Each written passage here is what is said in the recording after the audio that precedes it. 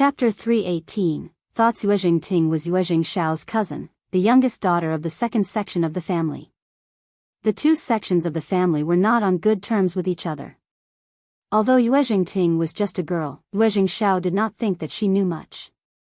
The first section of the family did not have any daughters, and the daughters of the second section of the family were born by his second aunt, Ms. Mi.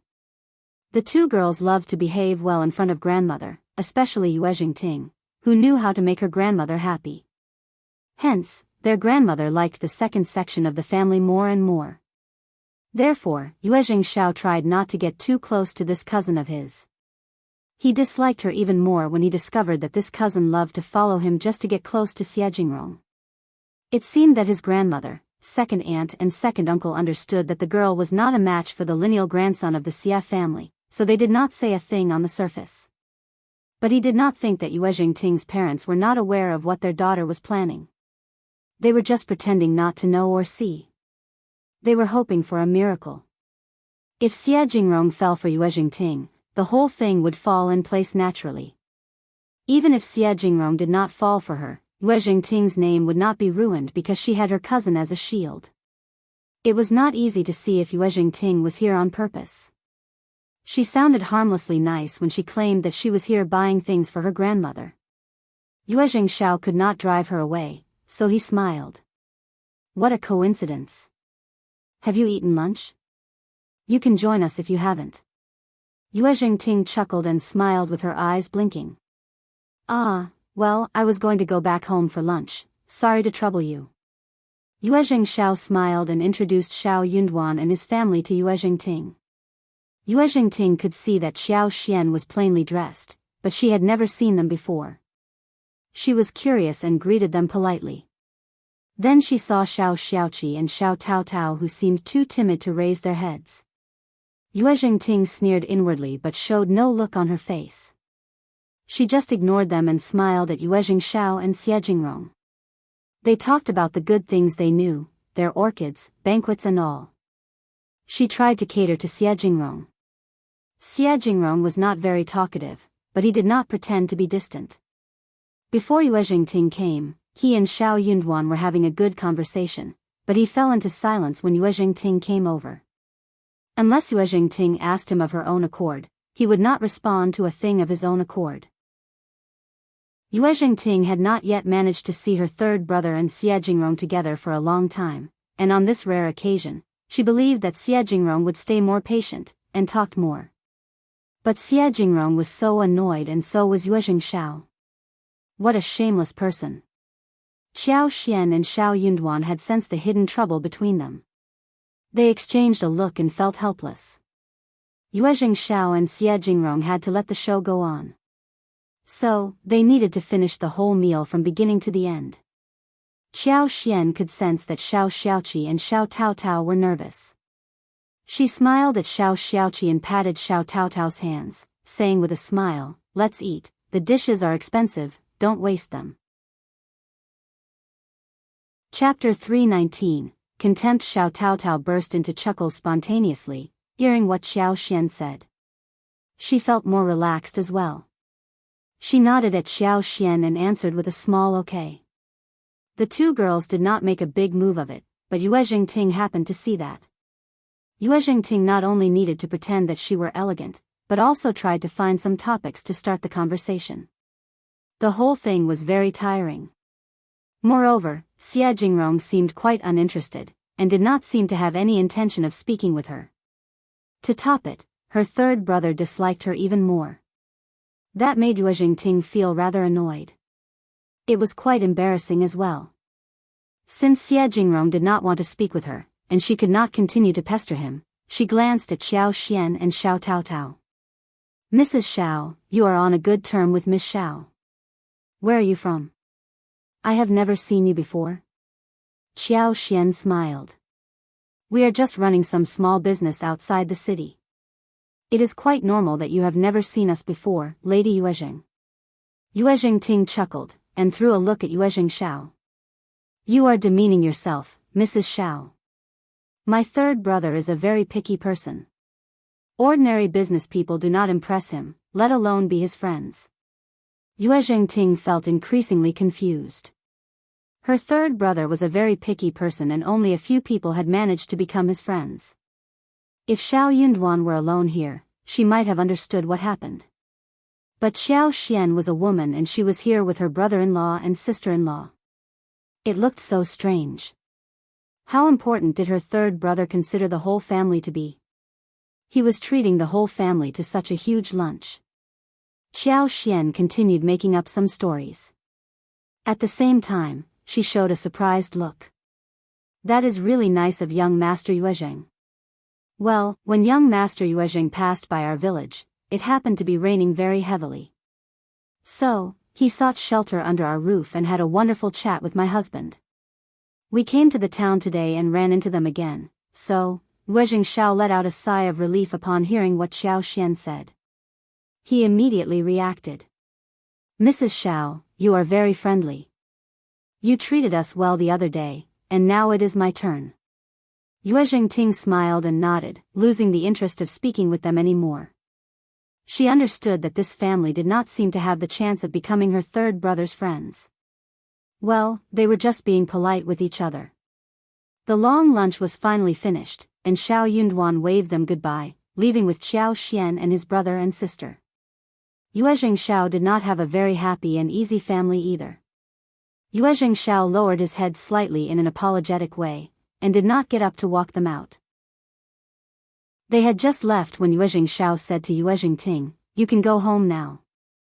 I and brother Xia have other affairs to deal with." Yuezheng Ting smiled bashfully. "Third brother, where are you going? Take me along too." It was okay for women and men to go out together with family accompanying them. But Yuezheng Shao did not have any interest in taking her along. He smiled and said, "Girls should not go where we are going." Yuezheng Ting got startled, and her face reddened.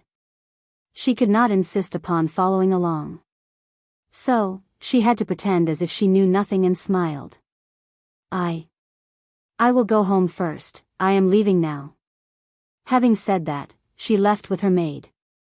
Yuezheng Shao let out a sigh of relief and smiled at Xia Jingrong. "Honestly, brother Xia, when are you getting married? Don't be so picky. Just get engaged and marry as soon as possible." Chapter 320, Too kind. As long as Xia Jingrong was engaged, Yuezheng Ting would leave him alone. She was just too annoying. Xia Jingrong showed a weak smile. "I can't lose my whole life for this tiny nuisance, right?" Yuezheng Shao laughed. Then, he sighed. It was so annoying that someone just had no idea how they should behave. In the wagon, Yuezheng Ting's face sank. Jiang said angrily, "Third young master behaves way over the top. How can he say such a thing in front of you? Let's tell Madame Yuezheng about this, so he can be punished." Irritated, Yuezheng Ting snapped at her. All right, what is the point of telling Grandma about this? Grandma would just tell him not to do that, and that was it. She did not want to look more irritating in his eyes. "You are simply too kind, miss," Jiang mumbled. "But why is third young master not helping you? Isn't that a good thing for the Yuezheng family after all?" Yuezheng Ting bit her lips and said nothing more. That was exactly what she was thinking. It would be a good thing for the whole family. But her third brother was not helping her and also pretending not to know a thing. That was so disgusting. She was growing older and older, and would need to get engaged to someone else after a couple of more years, if she didn't manage to get the man she wanted. But she was not convinced. Which other family had a better groom than the lineal grandson of the Xia family in the whole province? It would be such an honor if she could marry Xia Jingrong. Everyone was going to be jealous of her. More importantly, she had the chance to make it happen. Her third brother and Xia Jingrong were good friends. As long as he helped, she would have at least 80%, if not 100% chance to get him. She really fancied Xia Jingrong personally as well, keeping aside his background. Xia Jingrong was such a handsome man that was attractive to everyone. Yuezheng Ting felt so annoyed. She decided to think of a better way to make this happen. Yuezheng Ting was just thinking when she heard Jiang speak. "Look at that, isn't that young Master Xiao and his family? It was cloudy today, not very hot, and Xiao Xian and the other three walked back to the hotel, strolling along the street. Yuezheng cast an arrogant look at her and rolled her eyes. She had no interest in looking at them. Jing sneered. Poverty. They could not even afford to ride in wagons. In the afternoon, Yuezheng Shao and Jingrong visited the hotel again, and exchanged business matters with Xiao Xian. They also talked about the tea leaves. They were quite confident about the future. As for the colleges and the scholars whom Shao Yunduan would like to visit, the Xia family knew it all. Jingrong gave him the advice and even expressed that he would send a page boy to tag along. With Jingrong's page boy around, he would remind Shao Yunduan and help him reach the right people. In the process, he would not become a target for people to get jealous about or attract too much attention. If Jingrong went there with him, Shao Yunduan might be the topic of gossip among the scholars in the whole province. This seemed to be a proper arrangement. Shao Yunduan thanked him politely. Xiao Xian was quite glad. Jingrong was such a friendly and considerate person. Jingrong also expressed that he would treat them for another meal after a few days. After speaking with them for a while, the two friends left together. Chapter 321. Gifts. The two of them returned home and opened the presents given by Xiao Xian and Shao Yunduan respectively. Both of them were shocked. China roots were of excellent quality, very difficult to obtain, though not so difficult for them. But Ganoderma was really rare. It was bigger than a man's open hand, thick and well-patterned, black in color and flawless. It emitted an attractive herbal smell. What they did not know was that Xiao Xian had put the plant in space for a few days and used her superpower to make it better, so it was far better than the ordinary kinds. These were indeed precious things. Each of them should be worth more than 2,000 liang, and could not be bought easily. They both believed that Shao Yunduan and his family did not buy them and must have found them in the mountains. They should know that this plant was very precious. But they gave them away as presents. What precious gifts! Brother Shao and his family are so generous. It is wonderful. Yuezheng Shao ordered Chu Shan to wrap up the plants and deliver them to his mother in the outskirts area. His father was still sick and the plants were good for health. They should come in handy. At the Xia mansion, Jingrong was so shocked when seeing the presents. He promptly had them delivered to his grandmother. Madame Xia was so happy that she kept smiling. You all say that I adore Jingrong more, but look at how much he loves me. He found me the best Chinese fleece flower root, and now this. These two are really rarely seen herbs. Jingrong must have spent a lot of effort to find them. I adore him deeply and no one should crib about it. People present there smiled and spoke highly of Jingrong. Jingrong's cousins got so jealous but stayed mum. They had tried to find Chinese fleece flower root but couldn't find it. They had offered some rare plants to the grandmother, but never found such a great-looking one before. It was just Jingrong's luck.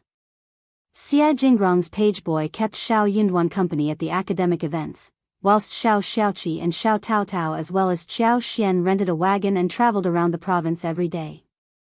Xiao Xian had asked Shao Xiaoqi to accompany Shao Yunduan.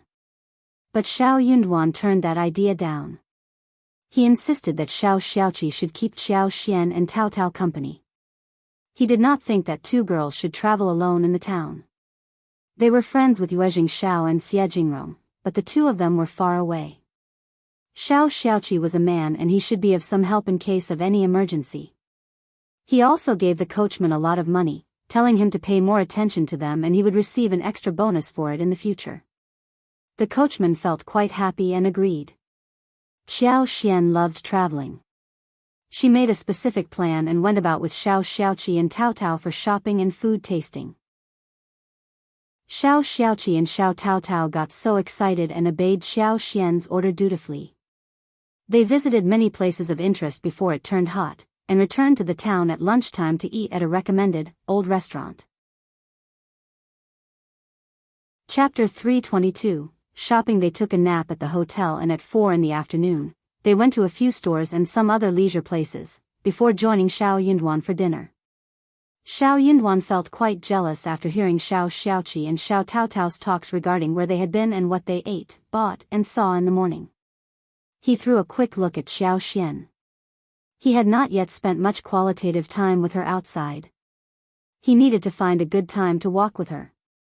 After a couple of days of shopping, Xiao Xian bought quite a lot of things, which were not easily seen in the town, like clothes materials, embroidery threads, blushers, silk flowers, small, beautiful jewelry, various seasonings and dry food ingredients. Province and town were different. Xiao Xian was very happy to see sun-dried shrimps, abalones, sea cucumbers, hairtails, conches, sea scallops, and yellow croakers. She bought a lot of each kind. She would buy the snacks and long-lasting pastry one day before they returned home. She even visited the pharmacies, trying to see if she could get any fresh ginseng. But unfortunately, she could not find any. Good ginsengs were rare, but all were processed, not originally growing. Xiao Xian had to give up finding fresh ones. She was very interested in plants, fruit trees and expensive flowers and woods, so she spent some time there too. It was not the best time to plant flowers, so there were not many available except for some pots. Xiao Xian did not need any of those. She went to visit some florists and checked their flower gardens, but none was good enough for the space. Finally, she bought some plum trees, different kinds of grapes and peach trees. She was going to pick them up one day before they went home. The fruits of these could be eaten in the next year. After a few days in a row, Shao Yunduan had visited the places he needed to and met those whom he had to meet. He had obtained much knowledge and was more confident about the imperial examination next year. The following day, Xie Jingrong asked them to visit him at the side mansion, and they decided to leave after 2 days. After dinner, the day turned dark and Shao Yunduan asked Xiao Xian, "What about taking a walk around?" Just nearby. There was a river passing through the city nearby.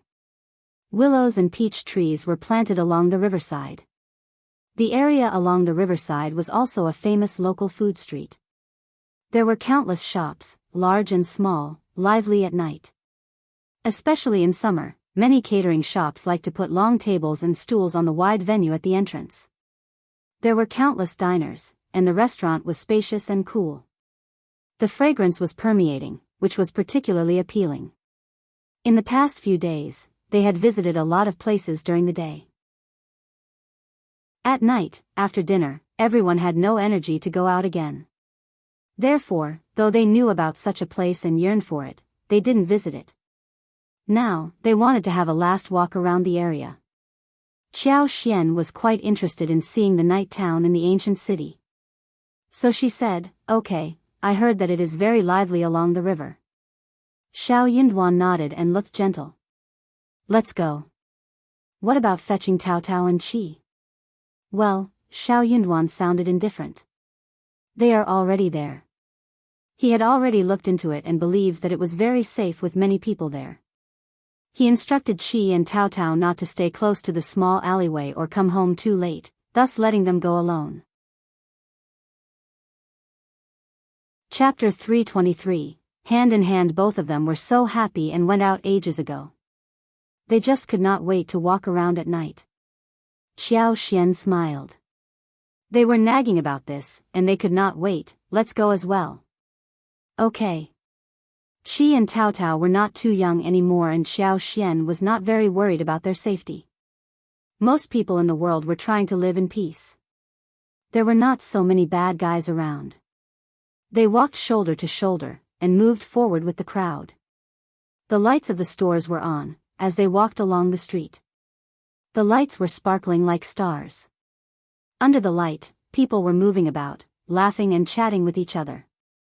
In the summer night, the wind blew from the river bank, bringing the coolness and the aroma of various food stalls, which made people feel the warmth in this world. When the two of them came to the long riverside street, the excitement and hustle and bustle seemed to be doubled. There were people tasting delicious food everywhere. Various shops or stalls were blazing with fire, and the sounds of frying, boiling, and steaming were endless. The aromas of various foods were stimulated and collided with each other, and the fragrance was particularly attractive. In addition, there were many shops selling various kinds of cakes, candied fruit, roasted seeds and nuts, sugarman, candied haws, and more, which made the street lively and bustling. Xiao Xian was shocked. She had not expected that the night streets in this era would be so lively. What a pity. We should not have come post-dinner, or even lunch. We should have starved ourselves for a day before coming to this place. Shao Yunduan laughed when he heard that. We can take a walk first, and if we feel like eating, we can eat some, or we can come again another time. Yes. Xiao Xian smiled and nodded, as they continued strolling around. They passed by a store full of dried fruits. Xiao Xian bought some sugar-coated plums. They walked and ate as they came to the riverside. The lights on both sides of the river were reflected on the water surface. The gently flowing waves shook the light and shadow, and everything became gentle and blurred. The two of them stood under a big willow tree, feeling the cool breeze and looking at the river view, surrounded by lively people coming and going. Suddenly the two of them looked at each other and smiled lightly. Xiao Xian pinched on the plum and passed it to Shao Yunduan's lips. Her long eyelashes blinked as she said with a smile, "Want to try, darling?" Shao Yunduan stiffened. He had heard her calling him darling numerous times. And by now, he was used to it. But at this time, he felt that his heart was throbbing hard. Her slender and white fingers brushed his chin unintentionally, and the faint, smooth and soft touch lingered for a long time. He was a little afraid to look down at her hand, let alone her smiling eyes. He lowered his eyes and said, "Yeah." Then he opened his mouth in a panic and bit the plum. Also, he bit a part of her small finger too. Shao Yunduan blushed and stiffened. He could not even start to chew the plum. Sorry. He wanted to apologize to her, but could not open his mouth and say anything. Xiao Xian had not realized what happened. But seeing him stiffen, she thought that it was because he did not like the taste of plums. She smiled. "Is it too sour?" "I think it is okay, you can spit it if you don't like it." Chapter 324, Teasing. Nope. Shao Yunduan finally understood what he should say. But the sour and sweet taste was on his tongue, stimulating every cell in the mouth. He mumbled. "Not sour, sweet." Xiao Xian suddenly realized why he had reacted in that way. She chuckled inwardly, feeling a bit proud. Her husband could be teased so easily. So thin-skinned? Xiao Xian added. "For real? You want to try one more?" Shao Yunduan stiffened and looked at the girl in front of him. In the dim light, she had raised her head to look at him, her moist black eyes smiling a little. She was holding a plum in her slender hand and was holding it next to his lips. At this moment, he only had her in his eyes, and the lights from far and near and the noise of pedestrians coming and going had become the background. He opened his mouth slightly, approaching her hand cautiously. He quickly grabbed the sweet and sour plum, and hurriedly retreated, for fear that his lips would touch her finger again abruptly. Xiao Xian, she had intended to take advantage of him and tease him. She wanted to continue asking if he hated her or not. But this man was so honest that he just did not want to offend her. Xiao Xian laughed. Well, Shao Yunduan did not dare to look at her again but pretended to cough. "You want something more? Let's go around?" "Sure." Xiao Xian looked at him and answered with a smile. She could not tease him any more but looked deeply at him. Just leave him alone. There will be more chances in the future. Also, he should focus on studies, since the imperial examination was coming soon. She should not pursue him to start a romantic relationship at this time. It was not going to be an easy examination. The two continued to stroll forward. Shao Yunduan was very careful to protect Xiao Xian, so that no one would touch or push her. What Xiao Xian saw and liked, he bought it and took the initiative to carry it, and strolled down further. Though he didn't buy much, Shao Yunduan's hands were full on both sides. Xiao Xian supported that and chuckled. I bought so many things already. Xiao Yunduan smiled. Not many, you like them. Xiao Xian felt her heart sweeten.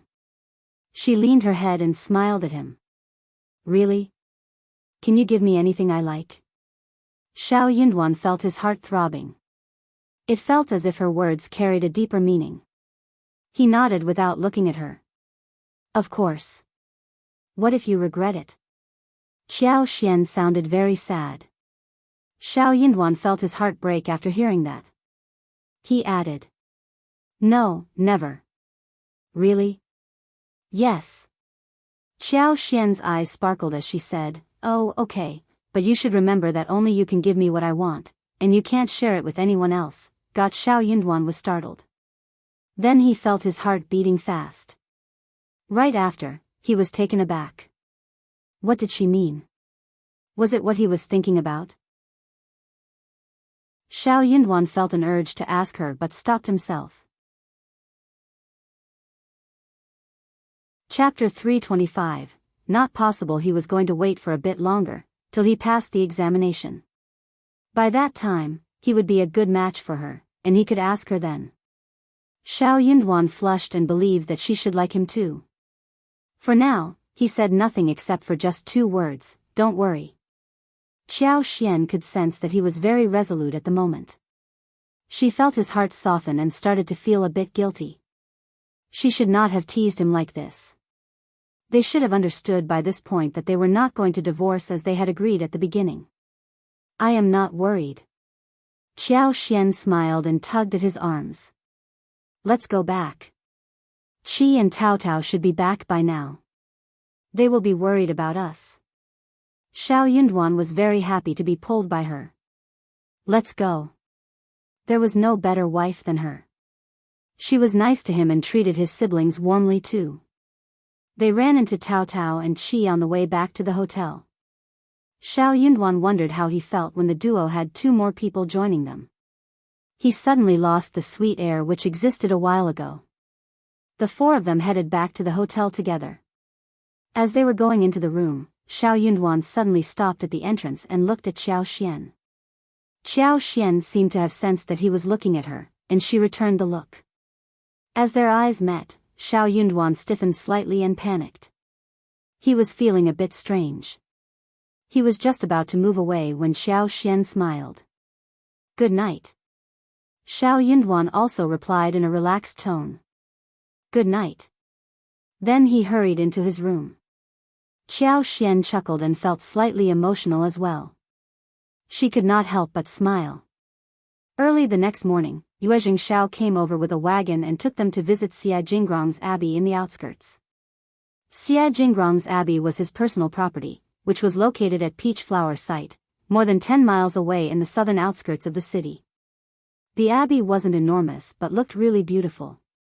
There were rockeries, a small lake and more. They could either go into the rockeries or row a boat in the lake in hot summer. Xia Jingrong's abbey was located in the valley, and there was a green lake outside the path. At the back of the abbey was a large bamboo forest that was well maintained. Passing through the bamboo forest was a maple forest. A white waterfall fell from the mountain, and the sound of rumbling water brought forth bursts of coolness. Xia Jingrong was already waiting for them when they arrived. Xia Jingrong was only entertaining them on this day. No other guests were around. Shao Xiaoqi and Shao Taotao both let out a sigh of relief. They were very afraid of running into strangers like Lady Yuezheng. That would be awkward. Rich families varied as well. Brother Yuezheng and Brother Xia were very different from others. Without any outsiders around, they talked happily. The garden was small and exquisite, quiet and elegant. Tao Tao could not move her legs when she saw the koi swimming in the water lily pond, so Xia Jingrong ordered his maid to bring fish food and accompany her to feed the fish. Shao Xiaoqi was quite looking forward to seeing the horses in the abbey when he heard about it. Xia Jingrong took them to see the horse. In the valley outside the manor, there was a small horse farm, enough for beginners to practice. Shao Xiaoqi was really excited. He touched and patted the horses, smiling happily. Yuezheng Xiao laughed and sent away the coachman, offering to teach Xiaoqi to ride a horse personally. Chapter 326. Good Things in Mountains. Xiaoqi was a fast learner. Soon he could ride alone in the horse farm, steady and calm. Yuezheng Xiao praised him with a smile. Qi learns fast. Jingrong added. He seems to have established a friendship with the horse very easily. Xiao felt proud and added. Of course he is. He never fails in hunting. Hunting? Yuezheng Xiao felt his chin and got very excited. Qi, you are so talented. What about hunting together? I also want to go have a look at your mountain. They all laughed. Xiao laughed too, but felt a bit guilty. There were many things in the mountains. Shao Yunduan said, actually hunting is a matter of luck, but there aren't many people in our village who can hunt. The mountain is full of woods, and there are many prey. If you are interested, Brother Yuezheng, please come and visit us when it gets colder. Yuezheng Xiao was glad to hear the offer. It's a deal. We will definitely go over, right, Brother Xie? Jingrong nodded and gave a brief smile. Yes. Shao Yunduan and Xiao also went up on the horseback. They were not very good at riding compared to Qi. They were nervous and stiff on the back of the horse, and soon Xiao felt arms and legs languishing. A little while later, she dismounted. Shao Yunduan rode the horse for 2 laps and went off too. Xiaoqi wanted to go beyond the horse farm, and Yuezheng Xiao, who was in a good mood, decided to guide him from the back door. Jingrong turned to Shao Yunduan and Xiao. Yuezheng is very good at riding, and the horse is mild. Don't worry, he should take care of Qi well. Shao Yunduan and Xiao nodded. They were not worried about Qi. He seemed like an active boy, but he knew what he ought to do and what not. The 3 of them returned to the abbey first. Tao had been feeding the fish and looking out for Xiao and the others. She came over the moment she saw them. Shao Yunduan and Jingrong were chatting in the pavilion, drinking tea, whilst Xiao and Shao Tao just walked around randomly. Xiao subconsciously started to pay attention to the plants. The plants were flourishing in the garden, and lavender was blooming vividly. There were some other small flowers as well. Xiao was more interested in fruit trees and vegetables, but they did not seem to exist here. So, she stopped thinking about it. Well, the plants in the garden were all for show, and the fruit trees would be limited to pomegranates, persimmons, peaches and plums. She could go to seek some later. They ate lunch at the garden. Jingrong hired the chef from the mansion, who had been busy getting ready for the lunch. The chef cooked 1 whole table of dishes for them. Yuezheng Xiao teased his friend by saying that he managed to eat the dishes only because Shao Yunduan and his family were here. Jingrong had never treated him so well like this before. They spent the afternoon rowing late, and after dinner, the sun set and they left the abbey. Yuezheng Xiao took them back to the hotel. Brother Xie's abbey is so nice, so beautiful too. Of course, the province just looks so different. But I love our home more.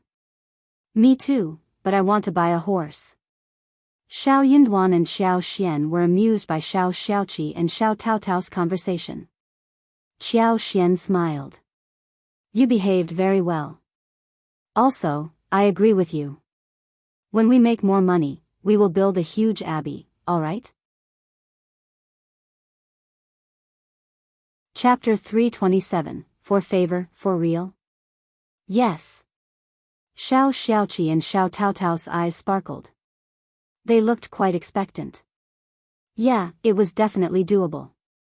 They could build the abbey themselves.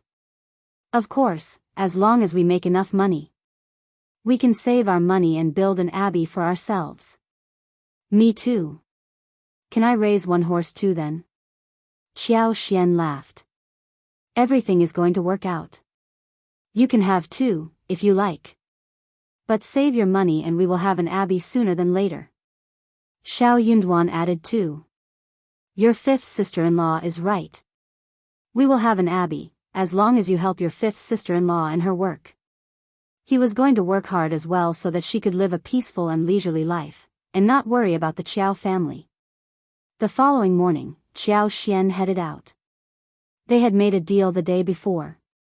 Yuezheng Shao sent 2 wagons for them so Chu Shan would keep them company while on the way back home. The sprouts from the florist as well as many things filled up one entire wagon. Yuezheng Shao and Xia Jingrong both gave them presents to take back. Xia Jingrong gave them 2 jars of ginseng wine, as well as some delicate pastries that were made by the chef in the mansion. He also gave some handwritten transcripts which were excellent articles from previous examinations. These articles were easy to procure for the Xia family, but for those outside the family, they were valuable things, which were difficult to collect. Shao Yunduan and Xiao Xian were really grateful. Those were the exact things they required. Yuezheng Shao also offered some good food and things to use, including cubulos, donkey hide gelatin, spices and brocades. He was very generous. Yuezheng Shao and Xia Jingrong did not see them off personally. They were friends and did not need to stick to such useless formalities. Also, Shao Yunduan was going to participate in the imperial examination next year, and when he went to the next level, he could openly become good friends with Xia Jingrong, who would bring along his good friend, Yuezheng Shao. That would work out smoothly. If he was known to have befriended the Xia family earlier, he might risk being gossiped about. Yuezheng Shao put the newly obtained lipsticks in the store for sale. Due to the limited stock, only 30 pieces were sold each day and each person was given no more than 2. If they failed to get even 1, the consumers could buy items worth 10 liang at or make a booking for the next day. 10 liang was a huge amount. Even for people from the Xia family, the pocket money of the ladies would only be 2 liang monthly. Well, if the ladies had the intention of buying good stuff, they would always have ways to get their mother to buy them. Yuezheng Shao was very satisfied. This small store brought in a lot of profit for him every month. More importantly, he did not need to spend a lot of effort in building up the store. As long as he had lipsticks in stock, he could always buy some other things and sell them easily. Once home, Yuezheng Shao was asked by Madame Yuezheng to come over for a talk. Yuezheng Shao could almost tell what was going on. He nodded, changed his clothes and went for the talk. Yuezheng Ting must have reported him again. Yuezheng Ting wanted 10 lipsticks from him the day before, but he had turned her down. And now his grandmother was looking for him. What a coincidence. He could give her 1, but 10? Why, so that she could share them with others to lift up her reputation? Never. Yuezheng Ting was very irritating. She said that 10 lipsticks just cost a few hundred liang and that was nothing for her third brother. Why couldn't he give them to her? But someone needed to tell her that this money was not falling from the sky. Chapter 328, Yuezheng Shao's Relief. Yuezheng Shao greeted his grandmother, and spoke with her for a few moments. Soon after, Madame Yuezheng started to ask him about the lipsticks. She kept blaming him for not caring about his cousin. As expected, she said that it was a matter of just a few lipsticks which only cost a few hundred liang. Yuezheng Shao did not bother to listen to her carefully. He let the words go through his ears and disappear. A few hundred liang was a huge amount in any family. The Yuezheng family was really rich, but a few hundred liang was still a sizable amount. He was not going to give them to Yuezheng Ting for free just for her whim. Not even when Madame Yuezheng asked for it. However, Madame Yuezheng just mentioned this briefly instead of forcing Yuezheng Shao to do it for Yuezheng Ting. However, that was not it. Madame Yuezheng did not continue with it, but suddenly added. We have manned business affairs in our family, and Vo can help with our family business as well. You can just leave this store to Ting, who can train herself. She can earn some money as well. She is a girl, totally suitable for such a store. What do you think? Yuezheng Shao was not a stingy person. But he was disgusted by what he had heard. No wonder she did not pester him earlier. This was what she was thinking about. Seeing that he didn't say anything, Madame Yuezheng further said, I will decide it for you, just give the store to Ting, like the source and everything. Don't forget to teach her well. Yuezheng Xiao turned her down. Yuezheng Xiao smiled. Grandmother, what a coincidence. I am trying to train myself as well. I started it with my own money, not with the family money. I am saving this for my wife, not others. If a cousin wants to train herself, why not pick any other store from the family business? Or she can open one herself if she likes. He was not working for the family. But for the business line from the northwest, his elder brother would have dropped it too. The two brothers worked hard not for the second section of the family to take advantage of. That's not how things worked. Madame Yuezheng was startled. She sounded a bit annoyed. But it is just a small store, if Ting likes it. But I like it too. Yuezheng Xiao smiled, but he did not mean to smile. He replied in a frivolous tone. Grandmother, you know that I will never give away anything I love. Grandmother, spoil me once too, all right? Madame Yuezheng. Yuezheng Xiao smiled, got up and left. This child has been taught so badly by his parents. She was furious. The second Mrs. Yuezheng and Yuezheng Ting walked out of the room behind, and second Mrs. Yuezheng said, Don't be mad, mother, Ting has forgotten what Xiao is like. He is right, just drop it. Madame Yuezheng sneered. He is like this because his parents have taught him wrong. Yuezheng Ting pursed her lips and said in a muffled sound, I love this store a lot. That is why I asked the third brother for it. How could he turn me down for just one thing I asked him for? How can he talk with you like this? Doesn't he feel guilty when he speaks with you like this, grandmother? Chapter 329. Pretense. Madame Yuezheng became even more annoyed. She sneered. He doesn't think of me as his grandmother at all. Second Mrs. Yuezheng smiled. It is fine, Mom. Shao loves you, but he is just fickle because he is a young man. He can be confused sometimes. Ting, talk with your grandmother, and I will check in the kitchen. Mom, you are going to be served delicious food consisting of longan with duck soup. I have to stay by the fireplace and watch it carefully. Only now did Madame Yuezheng feel happier. She smiled emotionally. You love me the most. Yuezheng Ting blinked her eyes and said with a smile, That is what we should. Madame Yuezheng laughed. By the time they finished with lunch, Madame Yuezheng was very happy. After that, the mother and daughter went back to their own yards. The mother and the daughter felt so uncomfortable after pretending to serve Madame Yuezheng well. That was why Yuezheng Ting did not like to speak with Madame Yuezheng. It was so tiring. She loved to be free and alone. Mom, we can't let it go so easily, right? I really want that store. Yuezheng Ting was really unconvinced. If she could be in charge of the store, she would use the lipsticks to become friends with the ladies from the Xia family. Then, she would have more chances to get closer to the Xia family. Third brother was so stingy as to not give that small store to her. Second Mrs. Yuezheng sneered and said, What can we do if your third brother doesn't agree to it? We can't steal it, right? He is not a very easy person to deal with. Second Mrs. Yuezheng had already noticed the potential of the store when Yuezheng Xiao first promoted the lipsticks. She also got interested in it. Seeing that he had very little in stock, second Mrs. Yuezheng even offered to find someone who could produce more for them and expand the business. That basically meant that she wanted to be involved in the process. The lipsticks business was different from the others. All ladies would try to suck up to them if such business was in her hands. Also, it was a very special way of making money, safe and generous. But Yuezheng Xiao turned her down. Yuezheng Xiao and his brother were not very easy to deal with. Second Mrs. Yuezheng had no way to force him to accept her proposal. She had expected that no matter what Yuezheng Ting said to Madame Yuezheng, the result would be the same. But she just wanted to make Madame Yuezheng hate the first section of the family some more and cause more trouble for Yuezheng Xiao. Yuezheng Ting remained unconvinced. Biting her lower lip, she said, How can third brother treat us like this? I am his sister, but he is treating me worse than he treats that whole poor family.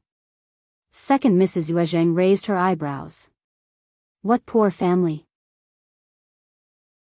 Yuezheng Ting pursed her lips and recounted the story when she met Shao Yunduan, Yuezheng Xiao, and Xie Jingrong at the restaurant. Second Mrs. Yuezheng thought for a while and said, "That poor family might be related to your third brother in some way." Yuezheng Ting was startled. Second Mrs. Yuezheng said, "Your third brother never gets close to anyone so quickly. Moreover, young Master Xiao was with them too." Moved, Second Mrs. Yuezheng suddenly thought of how the whole family showed up after Yuezheng Shao started the store. She could not find the source of the lipsticks because Yuezheng Shao was very cautious all this while. Her staff could not trace it either. Second Mrs. Yuezheng sneered. Well, they could look into these poor people, and her men could go about and dig out the truth. When she found out the source, Yuezheng Shao would not be able to hold on to this business. Chapter 330, Province. Second Mrs. Yuezheng knew that her daughter could not conceal any secret, so she did not reveal this plan to her. Yuezheng Ting did not think of it as something of importance. She was more worried about her own marital affairs, so she could not help but start to mention Xie Jingrong again. The two of them mumbled to each other for a few moments before stopping. At Shaoding village, Qiao Xian and Shao Yunduan finally returned home in the evening. Their trip was quite long, and they finally came back home and settled in. Miss Fong kept saying out of relief, "Good that you are back. I was so worried about you. I was scared that you would be bullied, or have no place to go to. I was just too stressed. Good that you are finally back." They heard her words and burst into laughter. Qiao Xian felt her heart become warm. She smiled. "Mom, we are no longer little children. We can take good care of ourselves. Also, we went to the province, not somewhere dangerous. No one would bully us there." "Yes, yes." Shao Xiaoqi said. Brother Yuezheng and Brother Xia were there too. It was so much fun. Miss Fong glared at him. "You only know how to play." Tao Tao suddenly held back her own words when she saw her mother's reaction. She stuck out her tongue. Qiao Xian and Tao Tao had sorted the things on their way home, and it was easy for them to arrange them. The ingredients were all stored in the empty wing room. The gifts for each person were put in packages and given out directly. The brocades and other things given by Yuezheng Shao as well as those given by Xie Jingrong were all put away by Qiao Xian in her own room. She gave the snacks to others and shared them with Miss Fong. The Xie family, which was a noble family, had given very exquisite and small pastries. There were various flower-shaped red bean cakes, mung bean cakes, sweet-scented osmanthus cakes, lotus cakes shaped like lotus flowers, transparent and beautiful crystal cakes, as well as jujube mud cakes, hawthorn cakes, chestnut cakes, fried sugar balls, sugar lotus seeds, etc. They looked good and tasted even better. Everything looked so good and people spoke highly of them. They were even hesitant to swallow them down. They also bought some stuff for the second and third section of the family. Those were cheap things but looked good. They should be enough for them. No one wanted to deliver the stuff to them though. Miss Fong asked eldest uncle to do the needful, who in turn delegated it to Tao Tao. Tao Tao dodged it and the others pretended that they had not seen a thing. Eldest uncle had no choice but to go there alone. They all knew about Shao Yunduan and their visit to the province, and felt very complicated in heart. The first section of the family got so lucky that they had a different life after Qiao Xian married into the family.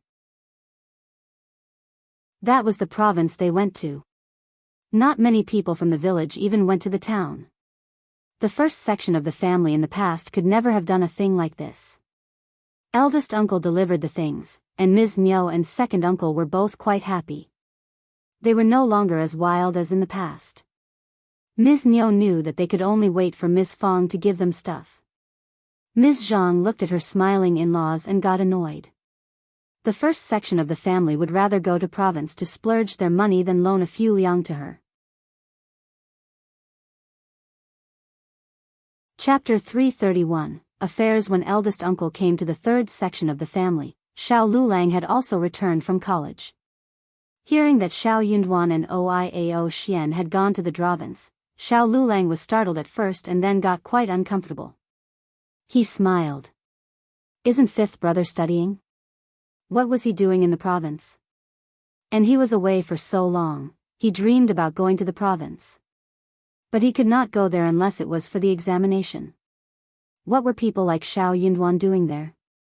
Slightly startled, eldest uncle had no idea what his children were doing in the province. They just went there and did not say anything. Eldest uncle did not find it strange, thus did not ask. But when Xiao Liulang questioned him about this, he staggered. I don't know, they can do whatever they want. Xiao Liulang got up and said, then. I will go and speak with him.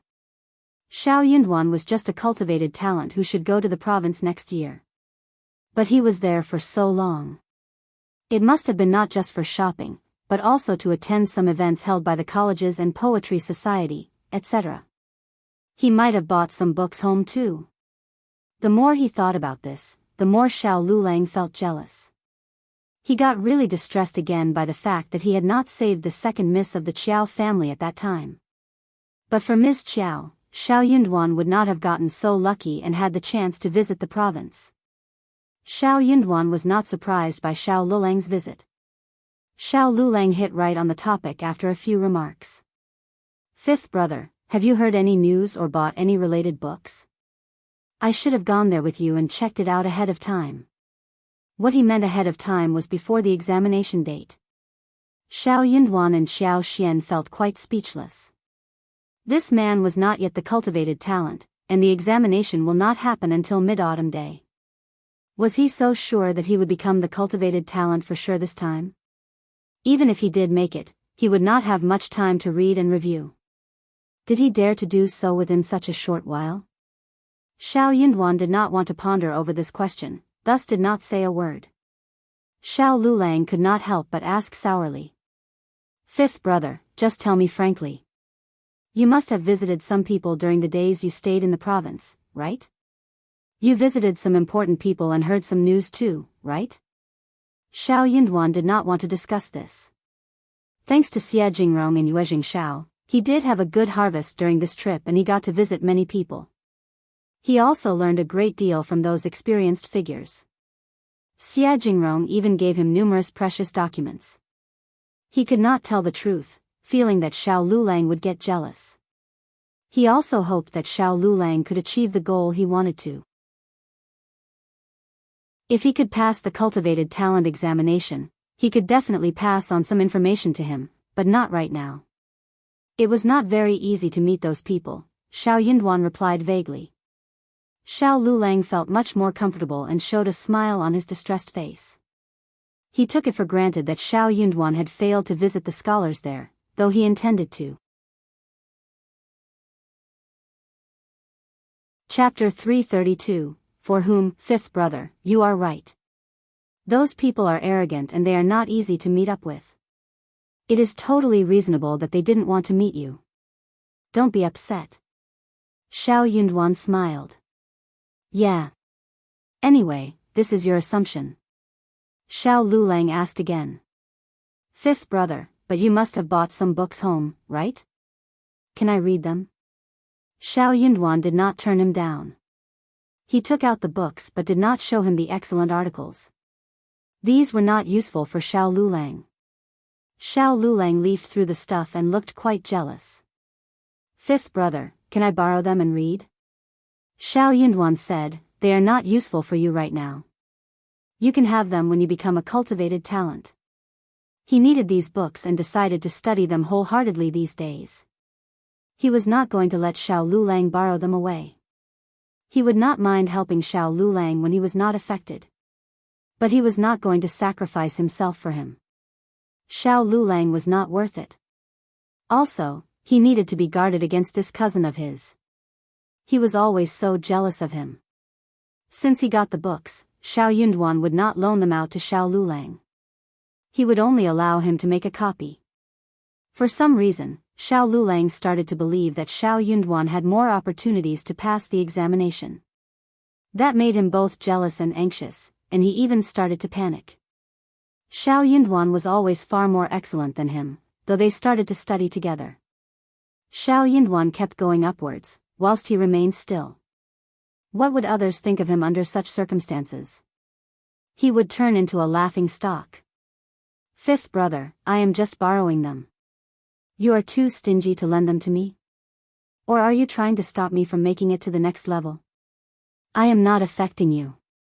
We will bring honor to our family together. Eldest uncle heard that and added involuntarily. Yunduan, you can just lend them out to your cousin. If both of you make it, we will be so honored. Shao Yunduan did not respond to his father. In his father's opinion, his brothers were all very nice people without any fault. That is okay. Shao Yunduan said calmly, you can come and copy them. I need to use those books, and so, you can't take them away. But you can copy them. Xiao Liulang looked embarrassed. But I am going to take the examination soon. What time do I have for copying? Fifth brother, you are giving me a hard time. Qiao Xian could not stand it anymore. Who on earth was giving others a hard time here? Don't worry, these books are not very practical for you right now. They are useful for him as the cultivated talent. You can copy them when you become a cultivated talent. I bought them with great difficulty, not just with money. These are very precious for my husband right now, and it is not very suitable to loan them to you right now, okay? You are our cousin, and we allow you to make copies, otherwise we would not even show them to anyone else. Miss Fang looked annoyed. Liulang, it is your fault. They are not useful for you, what are you borrowing them for? Are you trying to slow down Yunduan? Shao Liulang got annoyed. How can you say that, eldest aunt? Chapter 333, Unexpected Ginseng. Miss Fang sneered. Then you don't have to do so. Shao Liulang got annoyed and got up. Okay then. Shao Liulang left and Ms. Fang said to Shao Yunduan, just ignore him. He must be ill-purposed and knows nothing. I wonder what books he has read. Shao Yunduan smiled. Mom, I am not angry. You shouldn't be angry as well. He glanced at Xiao Xian and they looked at each other. Xiao Xian smiled. I am not angry either. Shao Yunduan chuckled and nodded. Eldest uncle opened his mouth and suddenly, he felt that he was not a part of the conversation. He said with a muffled sound, Yunduan, you can help your cousin. If both of you make it, it is an honor to our family. When he becomes a cultivated talent, I can definitely offer him any books he wants and answer all of his questions. Well, Shao Yunduan did not think that Shao Liulang was modest enough to turn to him for help. He would always try to start an argument with him on whichever topic it may be. Eldest uncle opened his mouth and did not have any idea what he should say. His son had already finished what should be said, though he did not think anything was wrong. After a while, he replied in a muffled tone. Okay then. Miss Fang rolled her eyes but said with a smile to her children, you are tired too, I will get Ms. Su and Ms. Yang to make some food. Ms. Yang always sneaks in some food whenever she is cooking. The following day, Xiao Xian went through everything she bought from the province, which included cloth, needle and thread, and some silk flowers, which she shared with Miss Fang, Miss Su, and Yang Xiaoni. Everyone was so glad to receive the presents. Xiao Xian was very curious about the 2 jars of ginseng wine.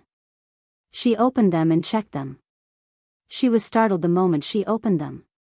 The ginsengs were as thick as one's fingers, and the scent attacked the nose the moment she opened the lid. More importantly, one of the ginsengs even had a pair of leaves growing out of the surface. The ginseng was still alive inside. Overjoyed, Xiao Xian used chopsticks and took out the ginseng, sending it to her space. Instantly, she saw how the ginseng went into the enriched earth. The leaves expanded and it looked greener. The space became more magical and lively. There were still many things that the space needed. When it reached a certain degree, something different would happen. Not only would space become stronger, but her superpower would become stronger as well. Then the plants would flourish more and the space would become better and better. Look at those that she had put inside. They were much stronger than before, and the space became even more magical and lively. She was going to work harder. When roses bloomed, Xiao and the others started to make lipsticks. They were better at making them now and were faster too. After this, they went on to pick the mushrooms and wooden ears as well. Shao Sanlang even went into the town to buy meat and ribs, so they could make food with the fresh mushrooms. They chopped the meat, stuffed it with some minced green onion, made stuffed mushrooms, fungus and yam slices, boiled peanuts.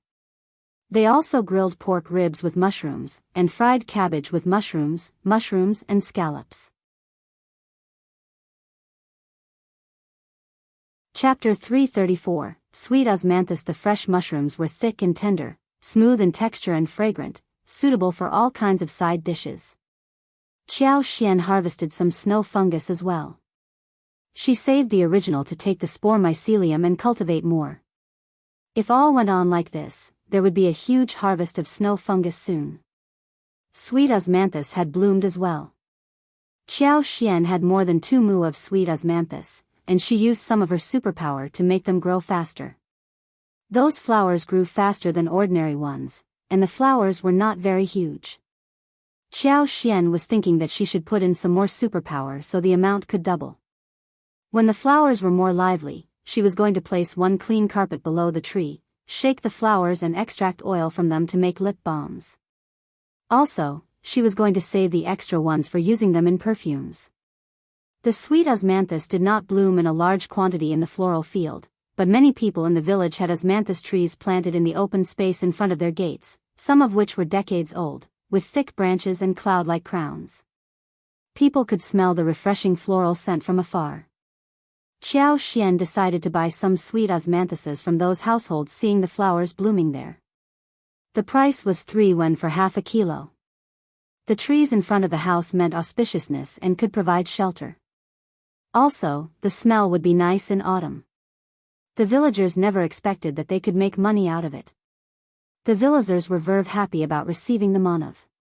They all went to Xiao when they got the news. They were all trying to be the seller. Xiao truly wanted to collect as many sweet osmanthus as possible. The more essential oils were refined, the better.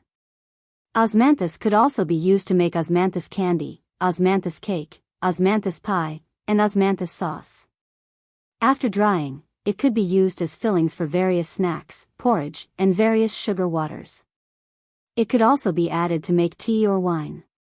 The fresh sweet-scented osmanthus was washed, added to honey and stored in a sealed container. With that, they could get sweet-scented osmanthus honey. If they had lotus roots, they could even make sweet osmanthus and glutinous rice lotus roots. Sweet osmanthus was, after all, a piece of treasure. Xiao assured everyone, saying that she would buy as long as they wanted to sell. Then she took Ms. Yang, Qi, and Tao and visited house from house to collect the flowers. The ground was cleaned, and a clean blanket was spread around the tree. Shao Sanlang climbed up the tree and shook the branches neither lightly nor heavily. Soon, he saw golden osmanthus flowers pouring down like rain, with a fragrant scent. Then they used broomsticks to gather them and put them into the basket carefully. They collected flowers in the morning and processed them in the afternoon. They could collect more than 10 kilos from those households. 10 kilos amounted to 61. Villagers were very happy to have got this much money. Widow's son had 2 large sweet osmanthus trees in front of her house. But she did not offer to sell sweet osmanthus, nor did Xiao visit her. She was such a bitch. Her mother-in-law even had fights with her and Xiao would not turn to Widow's son for this work. Widow's son could not humble herself to ask Xiao. She was very jealous of her too. She was waiting for Xiao to come to her, but Widow's son could not stand it when Xiao did not show up. The sweet osmanthus trees outside her house were blooming in layers. There should be more than 10 kilos altogether. Chapter 335. Nope, if she did not sell them, sweet osmanthus would rot after the season passed. That would be such a waste. This money could be earned without her making much effort. It would be such a loss not to make use of the opportunity. Widow's son cursed inwardly and could not sit still any more. Eldest uncle asked Xiao Xian. Miss Qjao, why did you skip widow's son sweet osmanthus? It is not good that we ignored her home, right? People might think that we are bullying a widow. Before Xiao Xian could say anything, Miss Fong snorted. You are just overly kind-hearted.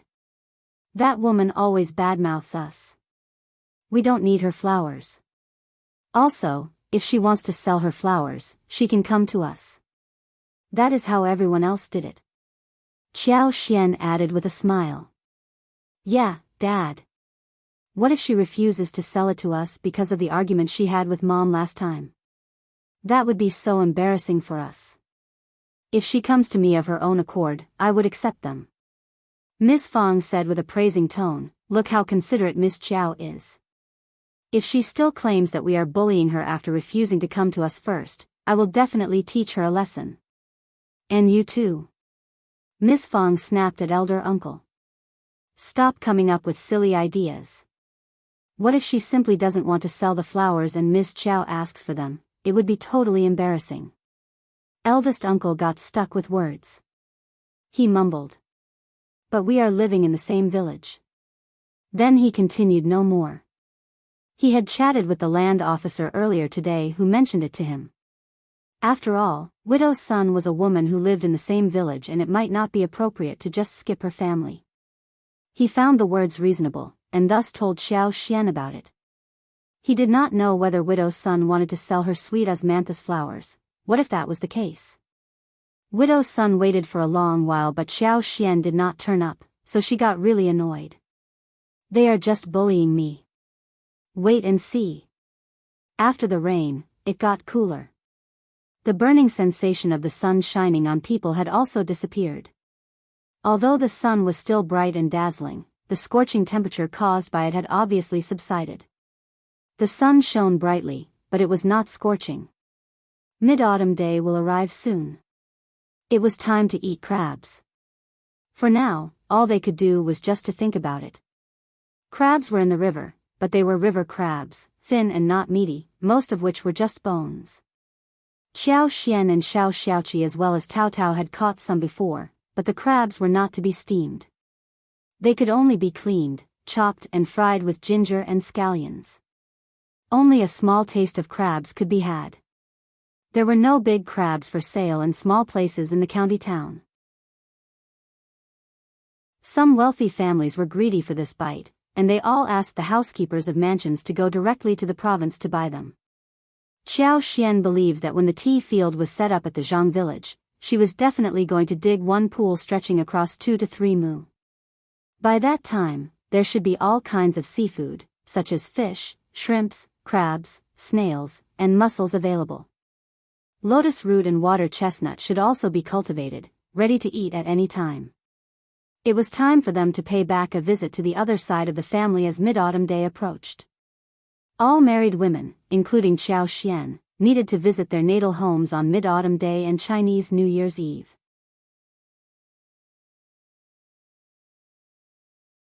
Chapter 336. Ready to leave. There was no preferential treatment done in the first section of the family. Miss Fong was very generous, especially with plenty of money in her hands. She had abundant presents prepared for Miss Su and young Xiaoni. A duck, a chicken, 30 eggs, 10 goose eggs, and a bottle of honey weighing about 2 caddies, all of which were taken from home.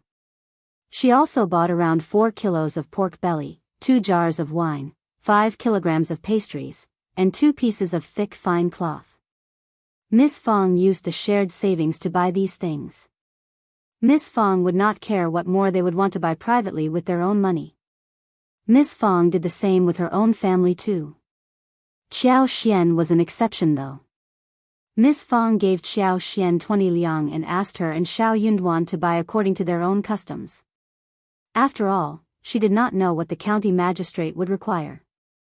Since they treated Xiao Xian badly and did not like the local stuff, they were not going to send things from home. 20 liang was enough for them to buy whatever they needed. Xiao Xian tried to turn down the 20 liang. But Miss Fong smiled. I know you have money, but these are from shared savings, and what you need to do is to take it.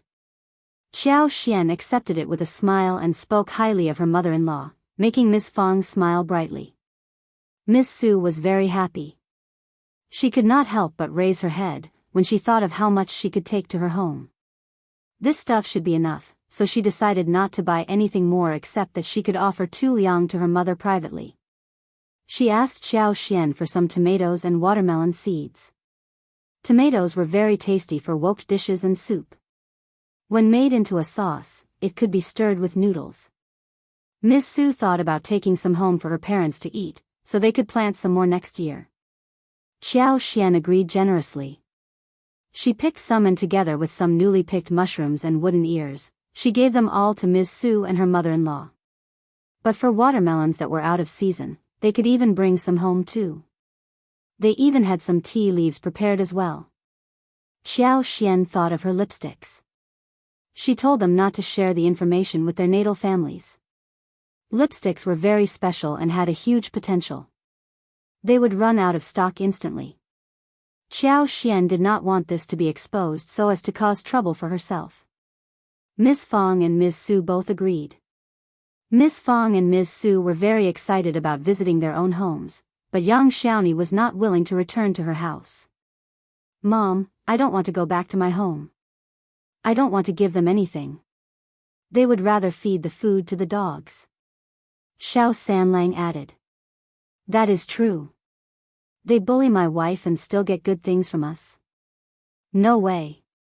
Both of them were very angry.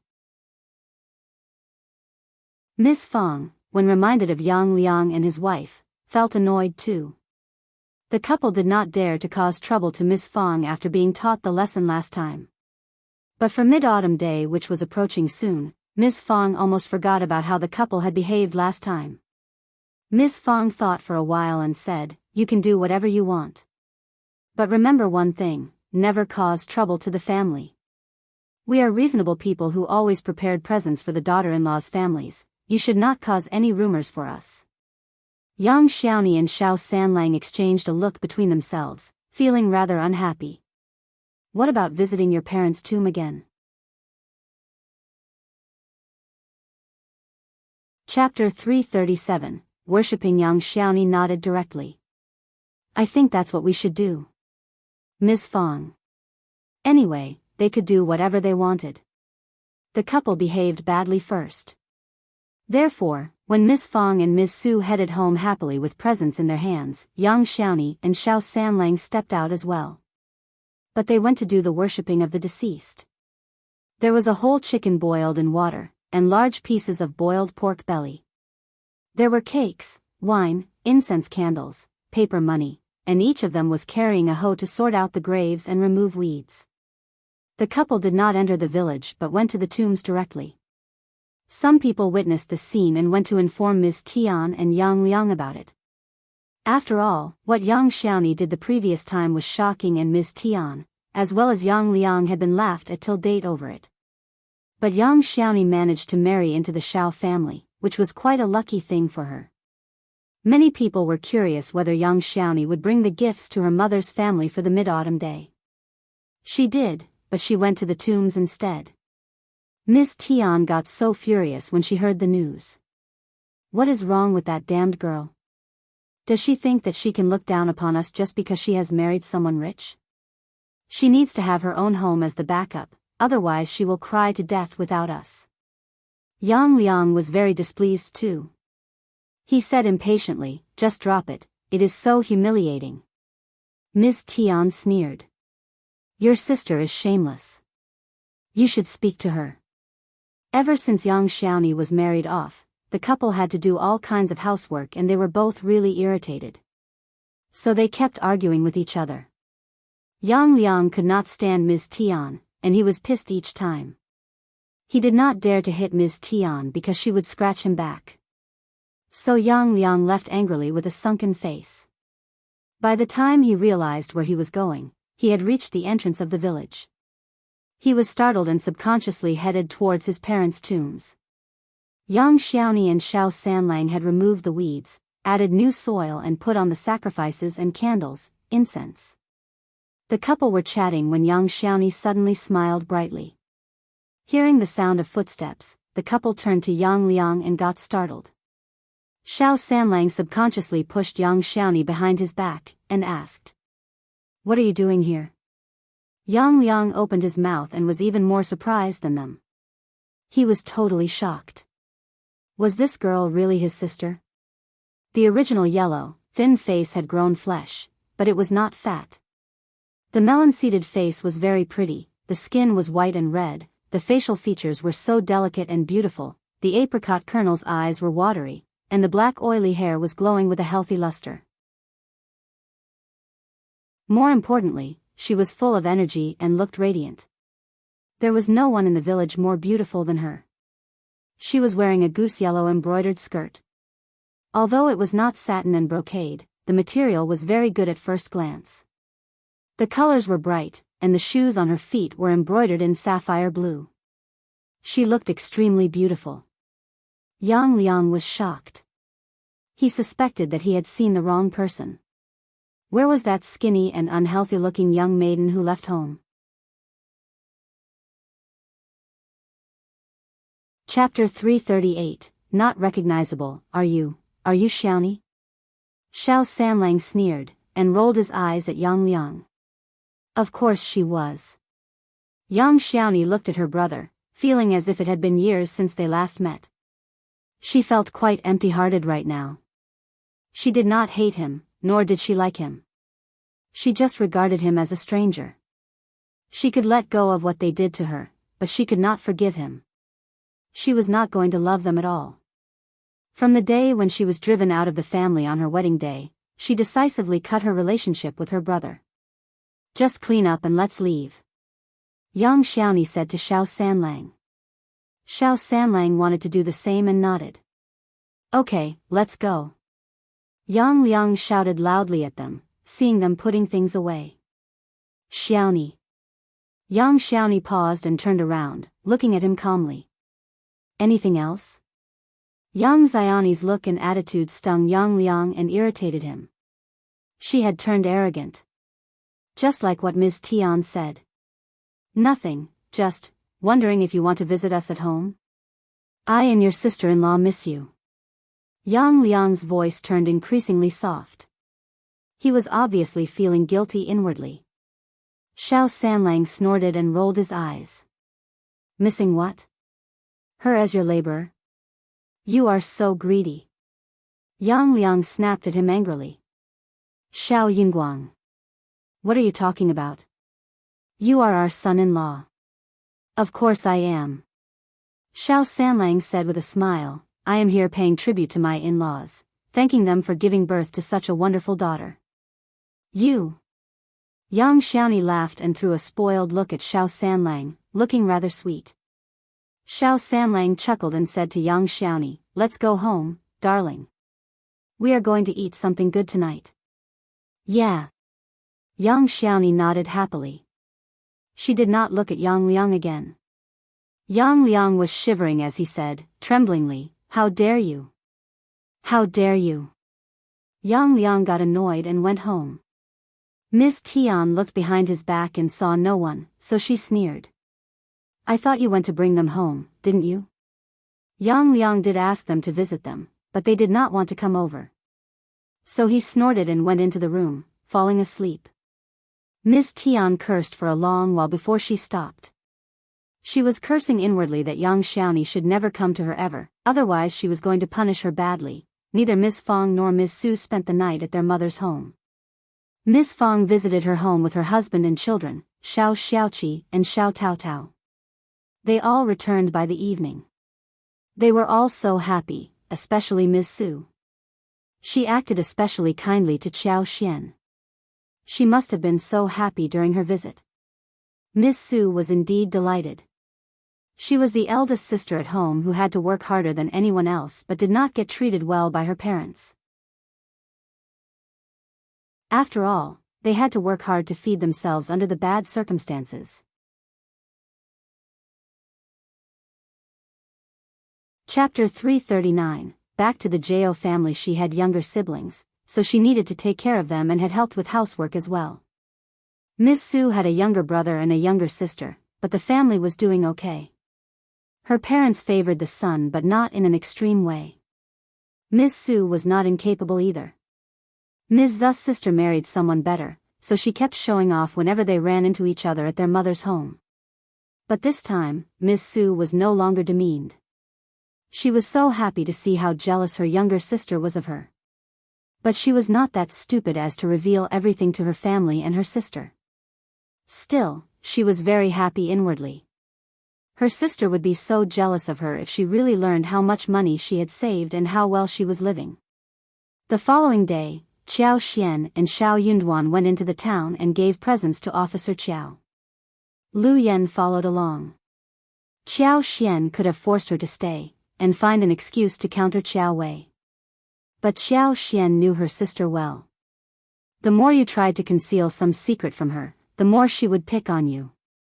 So, she brought Lu Yan with her and let her ask whatever she wanted to know. In this way, Qiao Wei would drop the intention of asking more. Remember what I told you to do?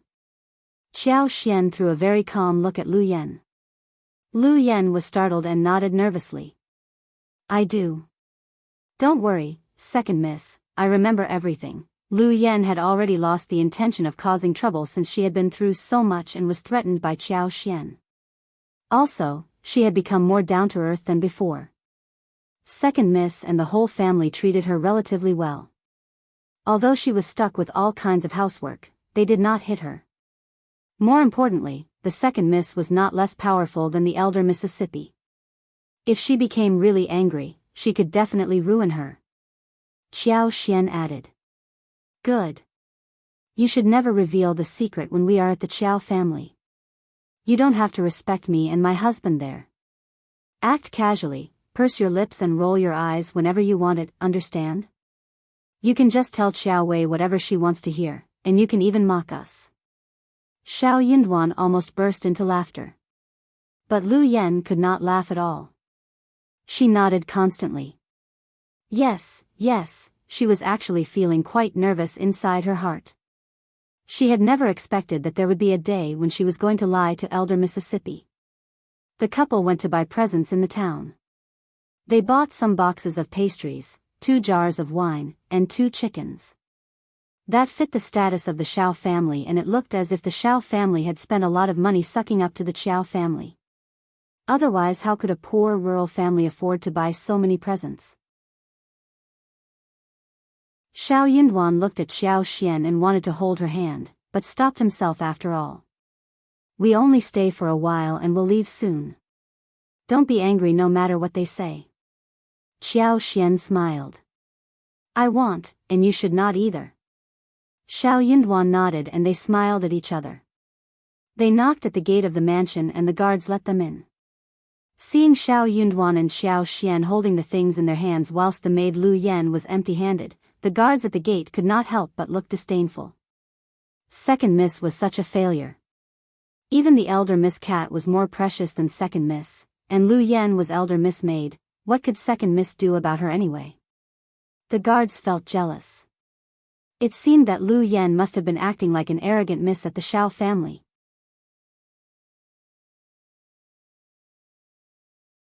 Chapter 340, Not for Examination. Officer Qiao was present as well. Qiao Xian and Shao Yunduan walked in and greeted them politely. Officer Qiao and his wife were not at all interested in their presence. The maids took them away the moment they accepted them. Officer Qiao nodded at them and behaved as if he had given them the biggest favor. Take a seat. Thanks, father-in-law. Shao Yunduan and Qiao Xian sat down. Qiao Xian had her eyes lowered and uttered no sound. Officer Qiao frowned and looked disgusted by how Qiao Xian behaved. This was the concubine's daughter he hated the most. She was timid, weak and quiet. She was not open-minded like Wei, nor was she lovely like Ko. She was not at all interesting for anyone to hang out with. She simply wasn't pleasing to look at.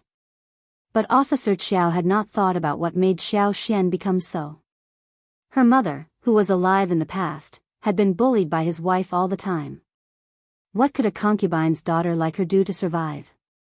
After a few words, Concubine Du said with a smile, Second miss, you are still so shy, even in front of your own family. But as I look at you, I find that you seem prettier than before. Is it because of the good living in the countryside? Xiao chuckled inwardly, and threw an ironic look at Xiao. Xiao subconsciously cringed and said nothing. She reminded herself that next time, she needed to wear makeup that made her look sad and weak, not pretty. Seeing her slightly changed look, Xiao believed that she was feeling very embarrassed. Thus she became even happier and proudly raised her eyebrows. Officer Qjao said nothing as he glanced at Xiao. He turned to Shao Yunduan. You are a cultivated talent, right? Shao Yunduan replied to this fact politely. Yes, father-in-law. Officer Qjao nodded and asked again. Do you plan to participate in the examination next year? For one moment, everyone turned to look at Shao Yunduan. Apart from Xiao, no one, including Officer Qjao, intended to let Shao Yunduan take part in the examination or expected him to pass it. Shao Yunduan forced out the answer. Yes, Officer Qjao snorted and said nothing more. He had lost interest already.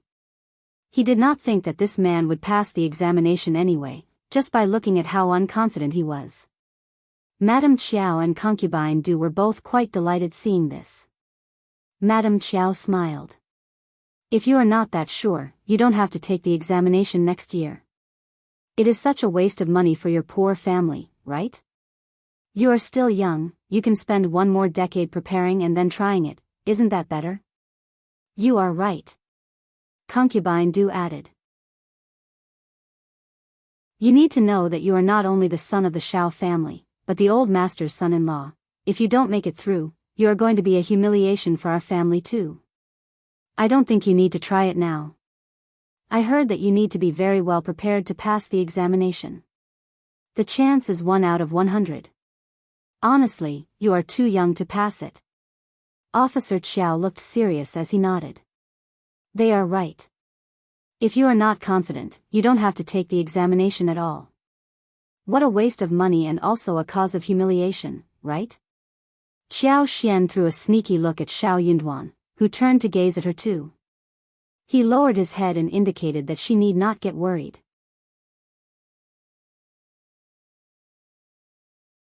Chapter 341, Showing Off, Parents-in-Law, Concubine Du, your words are reasonable. I will bear them in mind.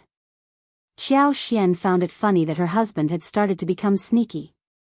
He bore those words in mind, but he did not accept the suggestion. Officer Qiao instantly lost interest in Shao Yunduan. What could a cultivated talent do? A cultivated talent might be quite admirable at the village, but for him, a cultivated talent was nothing. If Shao Yunduan was just a cultivated talent, he would likely remain this for the rest of his life. He was not going to waste any more energy on a man like him. Officer Qiao got up. You can sit here if you want to, and have some lunch. Then he left, not offering them any reason why he was leaving. Seeing this, Madame Qiao got even more happier. She chuckled at them and said, you can stay for lunch before heading back home. Xiao and Shao Yunduan exchanged a look and nodded. Neither of them was interested in the lunch, nor were they invited with a sincere heart, but they still decided to stay for politeness' sake, otherwise they would be pointed at by the people in the mansion. The couple had the same thought. They did not want to cause any trouble for themselves. Madame Qiao ordered the servants to take Shao Yunduan to have a seat in the hall whilst turning to Qiao. Your second sister is barely home, you can take her to your room for a while. Okay, mother. Xiao nodded with a smile and guided Xiao to her room. The yard was not very large. Madame Qiao had a separate yard, so did Xiao Wei. But concubine Du and Xiao shared one. Xiao did not like Xiao, nor did she have any interest in receiving her. But as she thought about how she could show off in front of the girl, she was very willing to bring Xiao over. She sized up Xiao, who was dressed in an ordinary garment. She guessed that she had not worn expensive silk clothes for a long while and was not wearing any jewelry. She had not eaten any snacks or good tea for a while too, right? As she thought about this, Xiao realized that it was worth the while to suck up to the lineal mother and sister. After the meeting was dismissed, Xiao Wei took Lu Yan back to her room and asked her about what she had experienced at the Shao family. Lu Yan had no choice but narrated the story according to what Xiao Xian had told her. Hearing that the Shao family shared one rotten and shabby house with just a few rooms and that Xiao Xian had to work in the field and mountains, Xiao Wei and the maids were all laughing loudly. That serves her right. Xiao Wei suddenly felt rather glad, and snorted. Xiao Ko keeps talking nonsense. I know that a fragile and weak person like Xiao Xian would achieve nothing. Anyway, you can stay here. You don't need to go to the Shao family anymore. Xiao Wei did not care about the Shao family or Xiao Xian. She could give out a maid and take her back whenever she felt like it. What could Xiao Xian do? Okay, elder miss, thank you so much. Lu Yan was startled and thanked her happily. But she somehow felt very empty-hearted. She had been looking forward to seeing this day happen the moment she arrived at the Shao family, but when the day finally came, she was not very happy but started to miss her time there. Xiao Wei did not sense that. She would never care about a maid and continued to laugh at Xiao Xian for a while longer before ordering them to get Xiao Xian and Xiao Ko over to her place. Xiao Xian was speechless when she saw Xiao Ko showing off in front of her for a long while.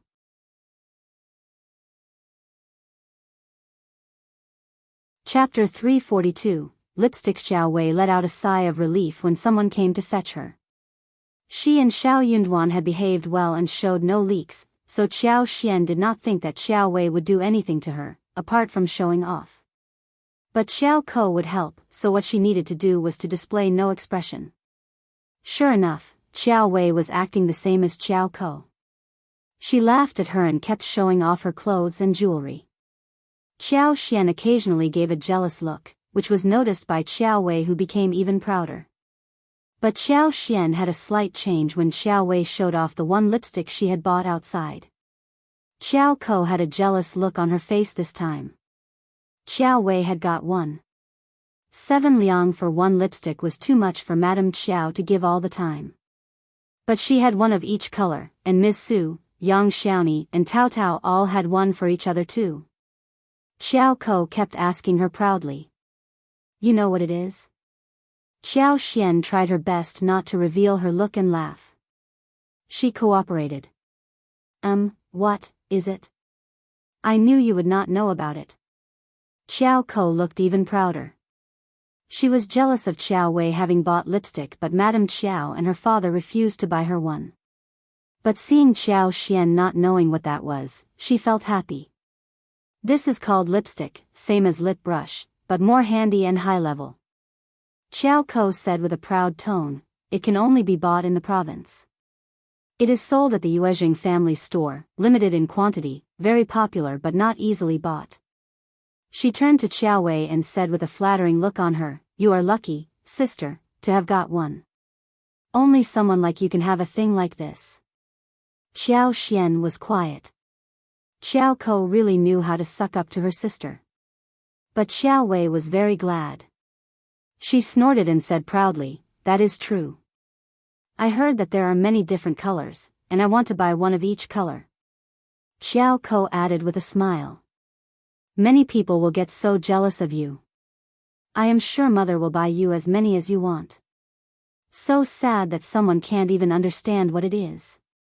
Xiao Xian. She glanced at Xiao Ko quickly with compassion. If they knew that the lipsticks were produced by her, they would get so jealous as to eat her up. Good that she had predicted this. She had kept it as a secret and was going to keep the secret for a long while. When they were done showing off, it was time to eat lunch.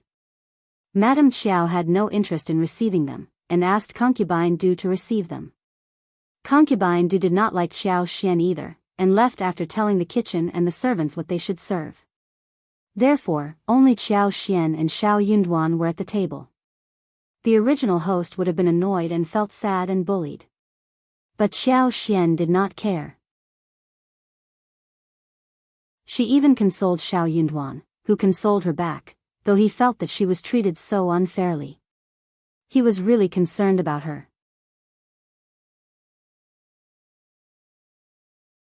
Chapter 343. For festival the couple had fun during lunch.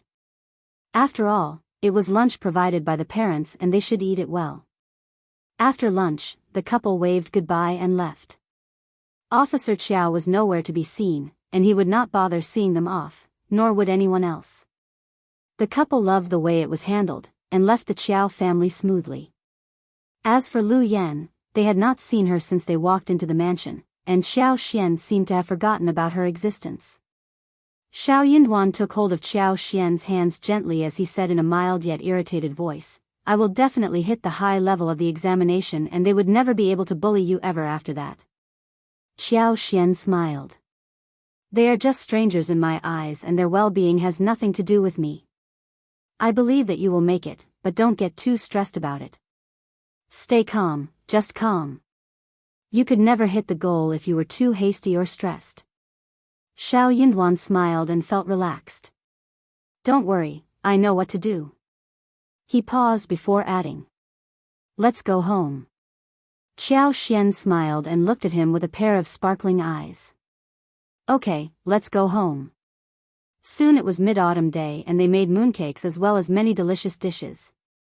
They killed the duck to make crispy duck, bought the lamb chops to make pan-fried lamb chops, as well as crispy roasted pork with the braised hoof and the golden brown and crispy skin. The fish and shrimp in the river were quite plump at this time. 2 days before the mid-autumn day, Xiao Xian and Shao Xiaoqi went to catch fish. They got a lot of fish, and they were lucky enough to get 2 soft-shell turtles. On the mid-autumn day, dishes such as braised eel segments, prawns in tomato sauce, boiled fish fillets, and crispy small river fish were served on the table. The whole family celebrated the day together. What Xiao Xian and Shao Yunduan had not expected was that Yuezheng Shao also had some presents delivered to them. The gifts included exquisitely made mooncakes at the store in the province, 6 jars of fine liquor as well as several other snacks and pastries, fresh fruits, lotus roots and water chestnuts. Xiao Xian and Shao Yunduan accepted them happily, especially lotus roots and water chestnuts, which Xiao Xian was very satisfied with. Lotus roots were delicious while making cold dishes, stewed soup, or even when they were fried. Water chestnuts could also be fried, but it was more delicious when they were steamed. The fruits at Xiao Xian's yard had ripened too. Jujubes, pears, grapes, pomegranates were the common ones, and she expected that Yuezheng Shao would not be too interested in them, so she picked 4 large bergamots. The bergamot, which grew up under the care of her superpower, were particularly stylish and beautiful. They were huge, with long and straight claws, beautiful at the first glance. The golden color simply had no flaws. The scent given out was very nice too. It held a special significance in Buddhism, prepared by madams and ladies of rich families. It was not easy to buy things like these. In addition to the bergamot, the figs were also ripe, and the branches were covered with dense fruit. Xiao Xian picked 2 full baskets and gave them to Chu Shan. There were fresh mushrooms and wooden ears as well. All of them were produced at her home, not very easy to buy. After the mid-autumn day, the days became colder. The rice was growing well and could be harvested within a month's time. They got more than 10 kilograms of honey wax from the honey in the floral field, which was enough for the lipsticks to be processed.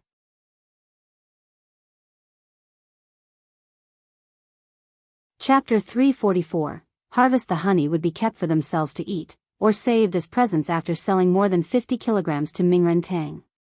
The other medical herbs were growing well, but they could only be harvested every 3rd year.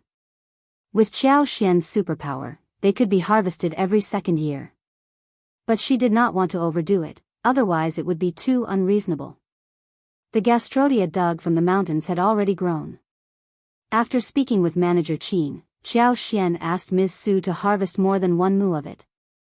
The gastrodia grew very well, and they had harvested more than 500 kilograms from 1 mu. It was of great quality too. They obtained more than 2,300 liang at one go. Manager Qin got so happy and expressed that they should sell as many of these plants as possible in the future. Xiao Xian gave Ms. Fang 200 liang and 150 liang to everyone except for eldest uncle. Qi and Tao Tao got the biggest portion whilst Xiao Dalang and Xiao Sanlang as well as their wives received an equal amount. Everyone was very happy, and Ms. Su could not help but start to count the money she had saved in the room. Yang Xiaoni and Xiao Sanlang got so excited that they talked about going into the town and buying some food to eat. But before they were done with discussion, Miss Fong took away half of the savings and saved it up. Xiao Xian counted her savings and found that she had 6,300 liang in total. Good.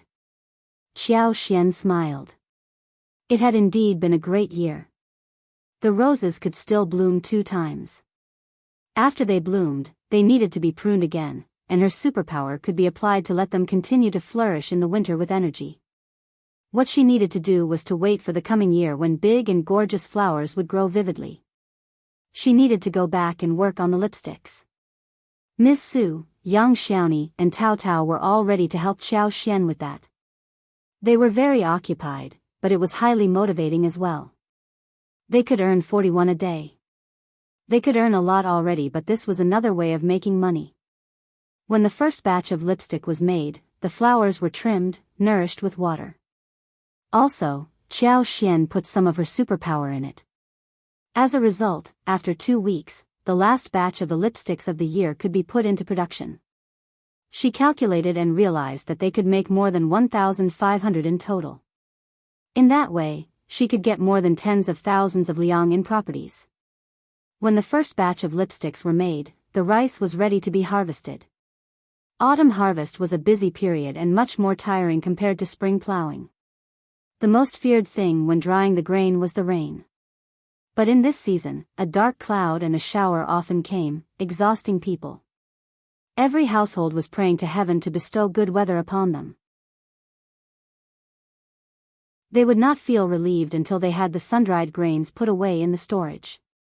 If it rained during the sun drying, the millet would turn black, and the accumulated millet would ferment and then germinate, which was equivalent to complete waste. During the autumn harvest, everyone was racing against time to get good weather. Therefore, even if they had money and wanted to hire someone to harvest, it was very difficult to book the laborers on time. The first section of the family was lucky to have managed to hire people, who worked for them for 2 days, and the grains were all brought in. The whole family went into the field.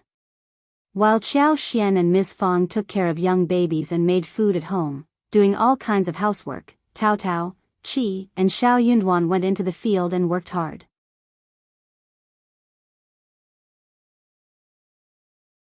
Chapter 345, Weather Forecast. Autumn harvest differed from spring plowing. It required good timing. Taking advantage of the good weather and the bright sun, they needed to quickly harvest the mature rice and dry it in the sun, otherwise, if it rained, especially for several days in a row, it would be a complete waste.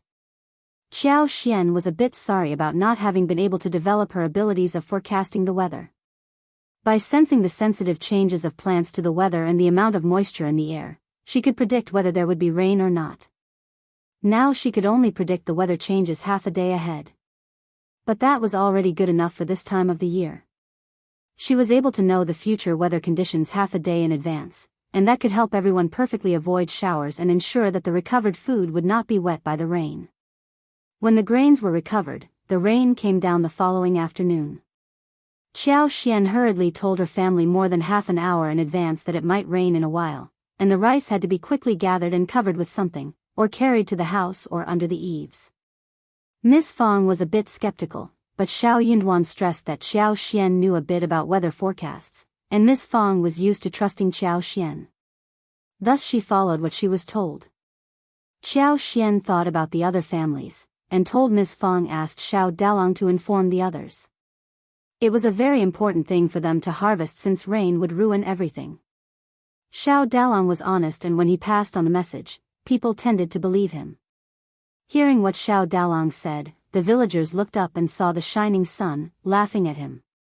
Yunlian, you must be confused. Look at the fine weather, how can it start to rain soon? Yeah, don't joke about it at this time. What about your own home? You can't have put the rice away. Xiao Dalang found the message a bit confusing too. He laughed as he scratched his head. Yeah, we have, but the weather changes a lot and we need to be very careful. When Xiao Dalong was gone, everyone started to get very confused and hesitant too. Is it real? I don't think Yunlian likes joking about, but what does he know? He is kind but he is not so capable. Yeah, let's just watch out for the weather. Soon the wind blasted, and the sunlight faded away. Someone's heart skipped a beat, and he started to put away the rice. We need to be careful about everything.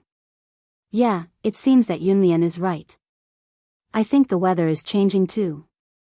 But isn't it a normal change? It won't rain, will it? So those who put away the rice had no problem with their crops because soon the rain poured down. Those hesitant ones did not make it, and some rice was unfortunately wet. They just hoped that the rain would not last for too long. From that time on, some families, who had been in a good relationship with the first section of the family, kept their eyes on how the first section of the family moved. They would follow suit seeing when the first section of the family started to put away rice. Therefore, after a while, the first section of the family became the indicator of weather. Qiao Xian did not stand out to say so, and when they were asked, they all said that it was Shao Yunduan who had learned that from books, and gained some knowledge about it.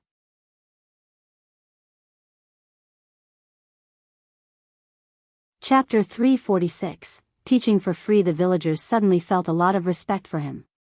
Cultivated talent is very different from the rest of us. Yeah, that is why he is a cultivated talent. He is so smart, a cultivated talent knows everything. Due to the autumn harvest, Xiao Liulang happened to be at home on the break from the college. Hearing the rumor, he felt so jealous that he sneered. He doesn't read anything from the books, he is just trying to fool you all. The first section of the family was not helping the second and the third section of the family for the autumn harvest because they already owed them so much labor fees. The second and third section of the family got really annoyed and only eldest uncle was willing to offer help. Therefore, Xiao Liulang was even more sour about Xiao Yunduan. But what could be done anyway? The first section of the family was no longer helping them for free.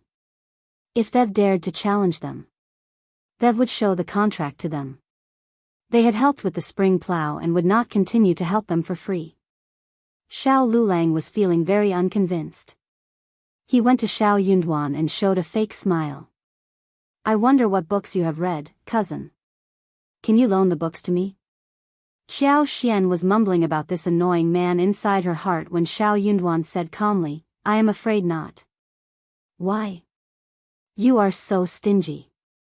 Xiao Yunduan replied. I came across the book when I was in the province but I did not buy it. Xiao Liulang. He did not trust his cousin's words. But he had no evidence to prove that Xiao Yunduan was lying to him.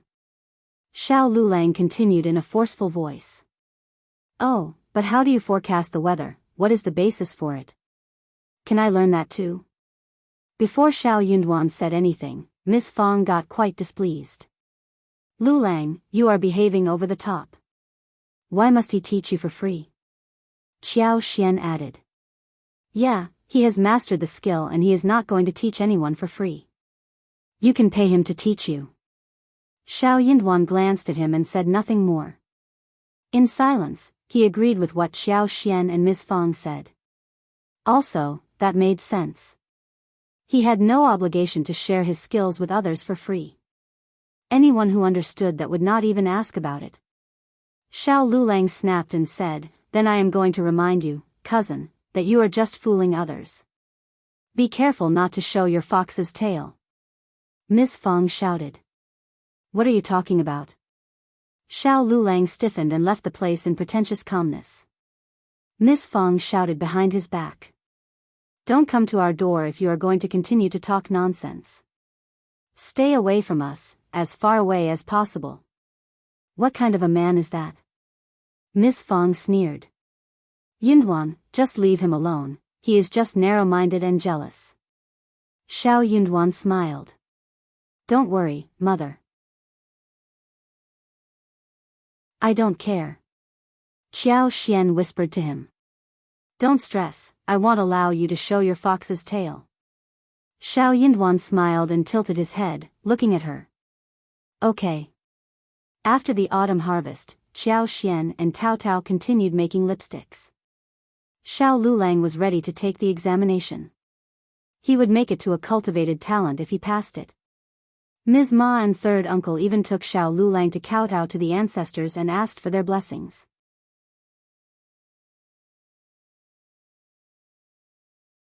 Chapter 347. Furious Ms. Ma and third uncle were very confident. The reason why they were confident was that if Xiao Yunduan could make it, so could their son. Ms. Ma was quite displeased thinking that Xiao Yunduan became the cultivated talent before her son did, so she went to Ms. Fang again and uttered a few sour words. Ms. Fang said firmly, "My son is a cultivated talent anyway." That was a fact that could not be changed. Ms. Ma was indeed furious. The result was announced soon, but Xiao Liulang and third uncle were both quite distressed after checking the result in town.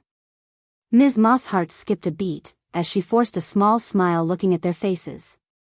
"Doesn't it look good?" "It is okay as long as you cleared the level." Xiao Liulang threw her an expressionless look, snorted and returned to his room. "Oh well." Ms. Ma turned to look at third uncle. Before the third uncle was able to say anything, the eldest uncle asked concernedly, "How is it? Did Liulang make it?" Third uncle instantly burst into anger. "Eldest brother, you are here to joke with us and poke us in the heart, right? Your son was lucky enough to make it, and he even has a wonderful wife. You don't need to show off here." "What did you say?" Eldest uncle was shocked. He looked unconvinced and replied, "I am here because I care about Liulang. You are not showing care towards us." Third uncle said angrily, "You are laughing at us." Elder uncle's eyes widened. "But, do you mean to say that Liulang didn't make it?" "What?" Ms. Ma's eyes widened as she screamed. "How could that be possible? My son is so talented. How could he fail when Yunduan made it? It must be a huge mistake." Eldest uncle frowned slightly at what Ms. Ma said. But he could not complain about this. He opened his mouth and was about to say something, but then he sighed in silence. Third uncle left in a hurry, saying nothing more. What else could he possibly say? Ms. Ma was still in shock, as she mumbled, "That is not possible. My son failed? But he can do anything, how can he fail?" Eldest uncle sighed, glanced at Ms. Ma and felt equally disturbed. He was very happy when his son Xiao Yunduan made it because that was an honor for him. But he could not show off in front of the third section of the family when Xiao Liulang failed, fearing to hurt them deeply. For some reason, he could not help but feel a bit guilty when Xiao Yunduan made it but Xiao Liulang did not. He had hoped that both Xiao Yunduan and Xiao Liulang could make it to a high level. But Xiao Liulang failed once again. Sigh. Eldest uncle sighed, feeling distressed. No wonder his third brother snapped at him. Third sister-in-law. Eldest uncle felt that if he left without saying a thing, the situation would be even more embarrassing. So he sighed emotionally. "You don't need to be distressed. Liulang is still young and he can try again next time. Don't worry, he will definitely make it." Ms. Ma glared at eldest uncle. "What if he fails again?" Eldest uncle was startled. "What?" Ms. Ma sneered. "Eldest brother, don't laugh at us. I know that you are happy that your son made it, but you can't possibly stab me in my heart, right?"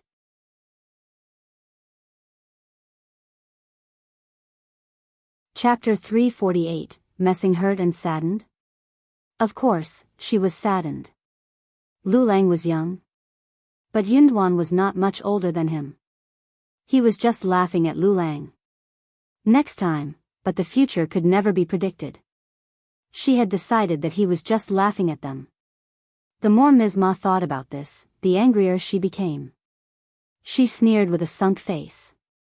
"Eldest brother, your family is different from the past now. Your door's threshold is high now, too high for us to cross. You can go home now. You don't have to visit us anymore, if you don't have anything else to say." Eldest uncle felt his chest hurt. Third sister-in-law, I am Liulang's uncle and I really hope that he can do well. Ms. Ma sneered and said ironically, these words are too much for us. We don't need your hope. Those were fine words, but the first section of the family never did them any good during the past half a year. Eldest brother just wanted to have a good reputation for himself without making any contributions. She was not going to allow that to happen. Eldest uncle was shocked. He felt his heart breaking. He moved his lips and said nothing more. He finally left with a sigh. The moment eldest uncle left, Ms. Niu came and smiled. Hey, did your son make it? Ms. Ma threw her a fierce look. Oh God. Ms. Niu clapped, feeling sorry. That is a pity. That was not what she actually felt in her heart. She was actually cheering happily. This was excellent. Otherwise only her family would lack a cultivated talent, and it would be bad. Seeing Ms. Ma's long face, Ms. Niu came up with an idea and smiled. Don't be sad about it, your son studies hard and he should have made it. It must have been sheer luck due to which it didn't happen. Ms. Ma glared at Ms. Niu, looking distressed. She hated to hear those words. Before she said anything, Ms. Niu winked and said, Hey, Ms. Qiao's father is county magistrate. Maybe you can ask her for help. Perhaps she can speak with her father and help your son a little. Maybe your son passed the examination, but they made a mistake while evaluating his paper. Ms. Ma's eyes brightened. Her heart started to throb. Yeah, my son must have passed, but they made a mistake while going through the paper. It must have been like that. Ms. Ma grabbed third uncle's arm and said, Hey, hey. Ms. Niu pursed her lips. She felt quite glad that Ms. Ma was convinced. The first section of the family was so annoying and she should cause them some trouble. But she needed to follow along. If Miss Qiao did ask her father to help the third section of the family, then she needed to stop her. Soon, Ms. Ma and third uncle came out and Ms. Niu tagged along. Let's go to the first section of the family. Let's go. Hearing that Shao Liulang and third uncle had gone home after receiving the result, Ms. Fong said after a moment, Yo, Liulang fails again. Xiao Xian laughed. How do you know, Mom? Of course. Ms. Fong said naturally, they would have come to us a long time ago showing off and spreading the news across the whole village. Startled, Xiao Xian thought about it and nodded with a chuckle. You are totally right, Mom.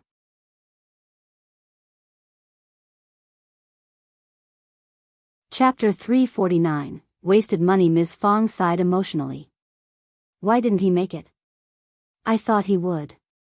He has been devoted to studies for so long and has spent so much money. What more can he do after he has failed so many times?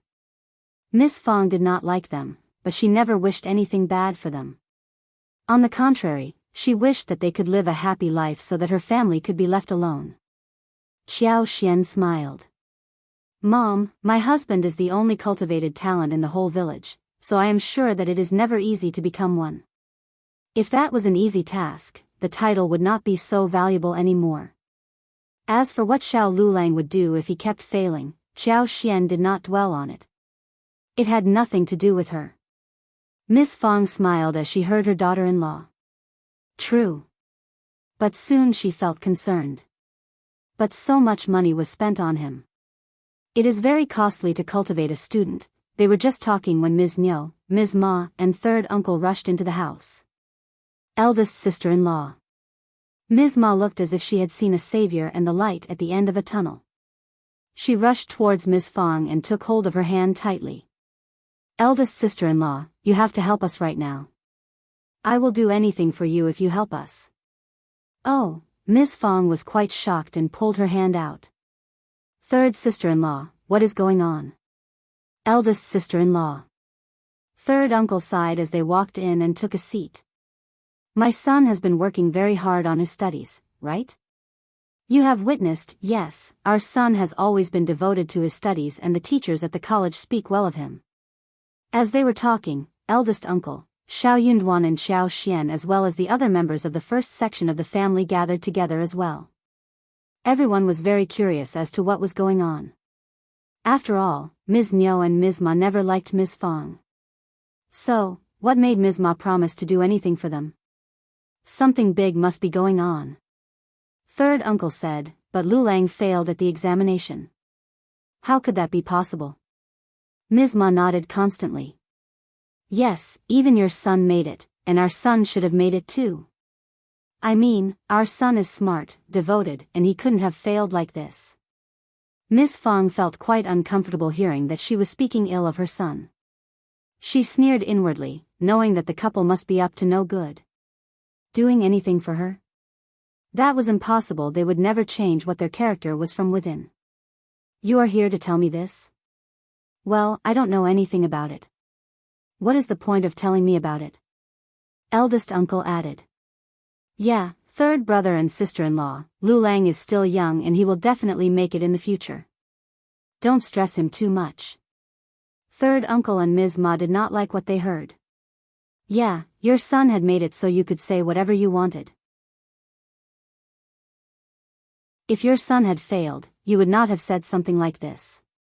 Third uncle said, elder brother, elder sister-in-law, we don't believe that Liulang really failed. We suspect that his paper has been wrongly judged. Hence, could the fifth niece-in-law just tell her father Officer Qjao to check the paper for us?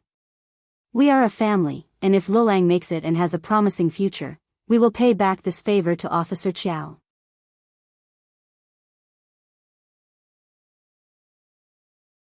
Chapter 350, Talk with Senior People. Third uncle was worried that what had been said was not straightforward enough, so he clarified again. Of course, we won't let Officer Qjao do that for free, we will prepare enough presents to thank him. He almost said that he wanted Officer Qjao to cheat by helping add Xiao Lilang's name to the list. Miss Fong and eldest uncle had not expected that third uncle and Ms. Ma would have thought about such a method. They, for a moment, had no idea what the family was talking about. Xiao Yunduan's facial expressions changed and he said coldly, Are you crazy, third uncle and third aunt? Eldest uncle immediately reacted. Yunduan, what are you talking about? They were already in a bad mood since their son failed the examination and he was just adding fuel to the oil. Xiao Yunduan said coldly, Dad, have you understood what they mean? They are trying to make Officer Qjao cheat by adding Liulang's name on the list. That is crazy. If it is revealed, Liulang will never be able to attend any examination in the future, and Officer Qjao will lose his job, and he may be imprisoned too. You think this is a minor thing? Miss Fong shouted furiously. You are just mental, how can you even think about this? Ms. Ma was shocked but still replied. You don't need to frighten us, it is not that serious. I just think that the paper is erroneously judged. It is a situation where a wrong needs to be made right. Xiao Yunduan responded in a clear voice. If you really think that the paper is wrongly marked, you can send the paper to the government office and ask the authority there to do a re-examination. Officer Qjao can't make this decision. If you don't believe me, you can ask your son yourselves. Going to the government office? That was not possible. They would not be okay heading to a strange city in the province. Also, Ms. Ma did not think that it would work out favorably for them. That was not a place for people like them to be at. Hence, she still insisted. It means that they can recheck the paper, right? That is reasonable, isn't it? As long as Officer Qjao was willing to offer the help, they could find any kind of excuse to do so, no one would dare counter that. Also Ms. Ma was confident that her son must have been wrongly judged on the paper. Third uncle was also somehow confident. Yes, as long as Officer Qjao can extend a hand, we can definitely make it. Eldest brother, eldest sister-in-law, please, this is about Xiao Lilang's future, we are begging you. Xiao Yunduan did not have any idea what more to say, but sneered. You think it is very easy to recheck the paper? If it was an easy thing, every participant would do so, and the whole situation would get messy. I told you, the officer and scholars should join forces to recheck the paper. Maybe, some learned people would come forward and take a look at it as well. If there is any problem with it, then it would be Officer Qiao's fault not to have recruited the right talents and get seriously punished. If the result is the same, your son will be hit and forbidden to participate in the examination again in the future. Who told you that Officer Qjao has the right to make that call?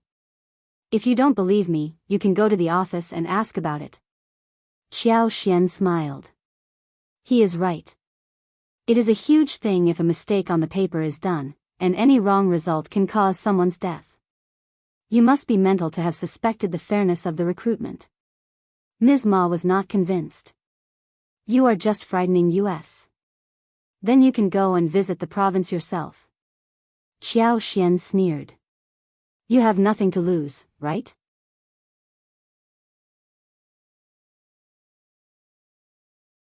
Chapter 351, Not Waking Up. You can't just go to the county, you have to go to the province. Oh, if you don't believe me, you can go to the county office first and see if you return after some punishment. Eldest uncle frowned at Xiao Xian. He was very displeased by what Xiao Xian said. She sounded quite impolite. He moved his lips but said nothing eventually. Miss Fong was really furious by this point. She got up and started to drive them away. Just leave us alone, one more word and you will get out of the family. If you want to get yourself killed, do so. Don't drag us down. Shao Yinduan said, what about first asking your son what he wants? Xiao Xian could not help but add. You keep saying that your son is smart and devoted, good at studies, but did the teacher tell you all of these things personally? How could they be so confident that Liulang failed because his paper had been wrongly judged? Third uncle was startled and almost jumped after what he heard. What do you mean? I mean what I said. Xiao Xian pursed her lips, I won't believe what I don't see or hear myself. Shao Yinduan almost burst into laughter but tugged at Xiao Xian. Alright, let's just drop it. He knew pretty well whether the teacher spoke highly of Shao Liulang, and whether Shao Liulang was smart and devoted, as he claimed.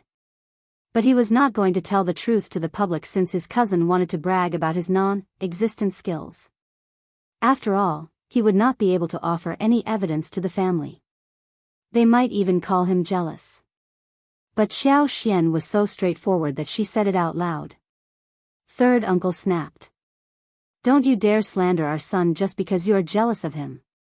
Xiao Xian rolled her eyes and countered. My husband is already a cultivated talent and he is going to the next level next year. What am I jealous of? Jealous of you who will never make it to a cultivated talent? You. Elder uncle's heart almost skipped a beat.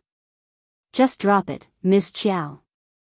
His brother and sister-in-law were already having a bad time and Miss Qiao kept poking their wounds. They were going to end up having a fight. Xiao Xian was not afraid of eldest uncle. Instead, she said, Dad, I am just reminding third uncle and third aunt out of kindness. They can believe me if they want to. I didn't want to tell them this much nor did I have the intention of arguing with them because there is no point in arguing about this. I am not that bored, after all, to go to Minghua College and ask about this. Eldest uncle. Ms. Qiao's words could always annoy him. Ms. Fong laughed and nodded and said, Ms. Qiao is totally right. She was not mocking them, but the third section of the family had been way over the top in their conduct and she just could not help it. Ms. Ma snapped. Why ask the teachers at college? Yinduan is here. Yinduan, just tell us if the teachers speak highly of your cousin and call him devoted and learned or not. Shao Yinduan. He really did not want to tell lies. I only focus on my own studies. I am not sure if the teachers have spoken highly of my cousin. If you want to know about it, just ask him yourself.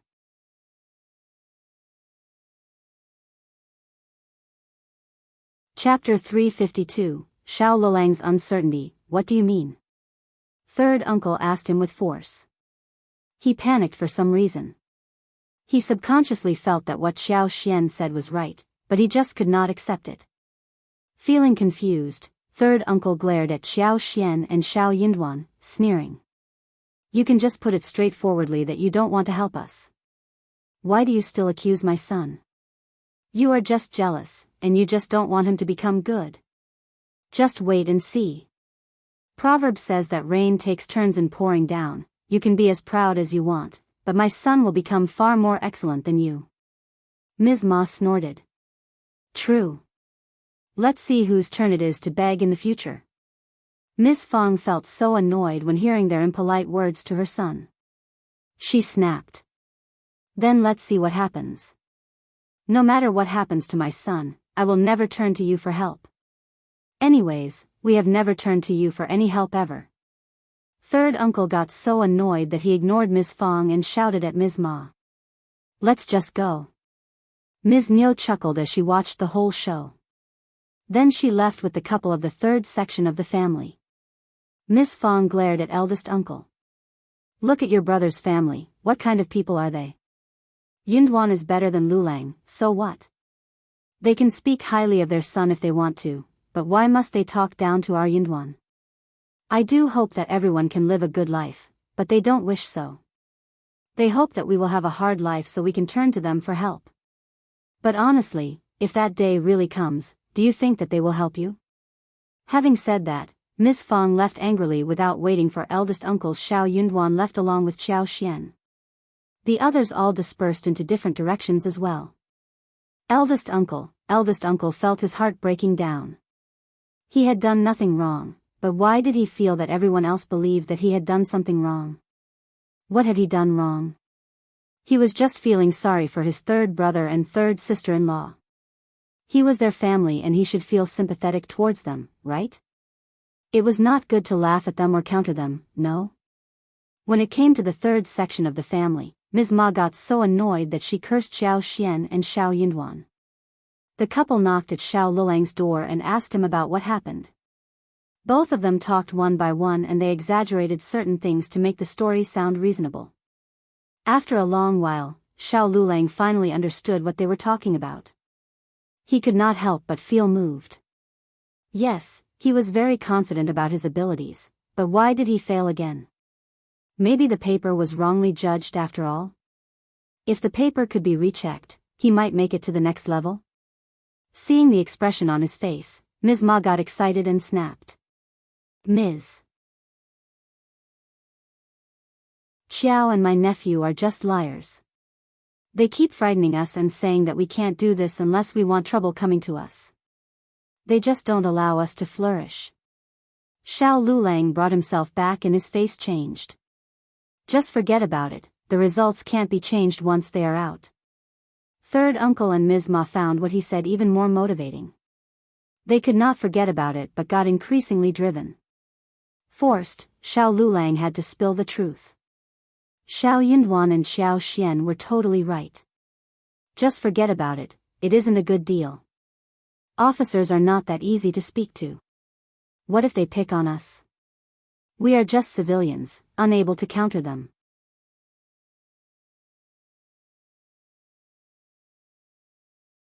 Chapter 353, Mountain in Autumn. Third uncle and Ms. Ma both fell silent.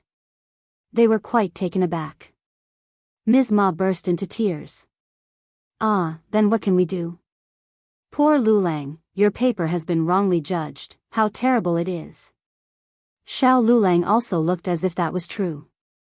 Third uncle hesitated for a moment and asked discreetly, rubbing his hands. Liulang, just tell me the truth, how are you doing in college? What knowledge have you obtained? Do teachers speak highly of you often? Xiao Lulang felt quite confused, wondering what his father was talking about that he asked these questions all of a sudden. Ms. Ma could not hold a secret but said angrily, Xiao Yunduan and Ms. Qjao say that you are just bragging about being spoken highly of by the teachers. The teachers couldn't have ignored you but turned to him instead, right? Xiao Lulang's face changed as he said coldly, just ignore what they told you. They just wish that we are worse than them. What good things can come out of their mouths? That is true. Alright, I need a break, just leave me alone. But. Just leave me alone. Xiao Lulang pushed his parents out of the room, and shut the door. He let out a breath, feeling his cheeks heat up. He managed to lie to his parents, but felt quite uncertain inwardly. Why was Xiao Yunduan saying this about him? He was plain lucky to have reached where he was, and he was not in a position to accuse him of anything. Xiao Liulang clenched his teeth angrily. After grains went into the granary, and the last batch of lipsticks of the year were ready, the weather became much cooler. The leaves on the mountain were also gradually changing color and falling. The color-changing trees were mixed in the evergreen green mountains and forests, which was very beautiful. Xiao Xian did a count. They had 1,536 lipsticks in total with 4 different colors by now. She decided to produce 1 batch of lip balms. It was much easier to make lip balms, but the remaining beeswax was only enough for around 1,000 pieces, according to her experience. They could not get any more beeswax in autumn because soon winter was coming and the bees were all busy preparing for the winter. They had to wait for the spring next year to make more lipsticks. For Xiao Xian and those who were good at it, lip balms were much easier to make compared to lipsticks, more handy. The 4 of them made 150 pieces within 1 day. After 3 days, they slowed down the pace. Many things started to ripen in the mountains when autumn came, and Xiao Xian was eager to pay a visit there. The grapes in her garden were also ripe. According to Shao Xiaoqi and Tao Tao, they were bigger than the original wild grapes growing on the mountain, and they were also sweeter and far more delicious.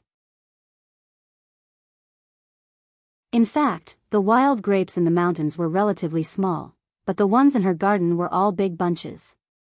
Xiao Xian was glad that her superpower helped her with all such things. Everyone didn't think it was too strange. They just assumed that the grapes grew well because they often took good care of them and fertilized them, so that they could grow better than the wild ones. In addition to the wild grapes, the dates, pomegranates, and lemons in the garden were also ripe.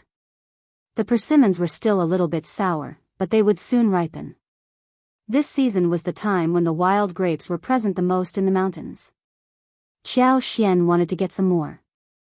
She was going to wash them, drain them, and mash them into large porcelain jars, to let them ferment naturally to make some wine.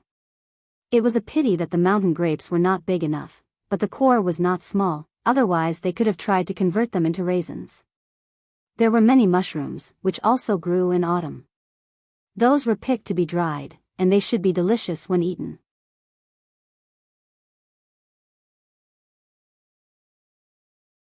Chapter 354. Into mountains again. Xiao Xian had been thinking about the creeping figs and expected that they would be ripe by this point. Each fruit was slightly larger than an egg. They could pick it and bring out a pack of finely crushed seeds from inside, and dry it in the sun.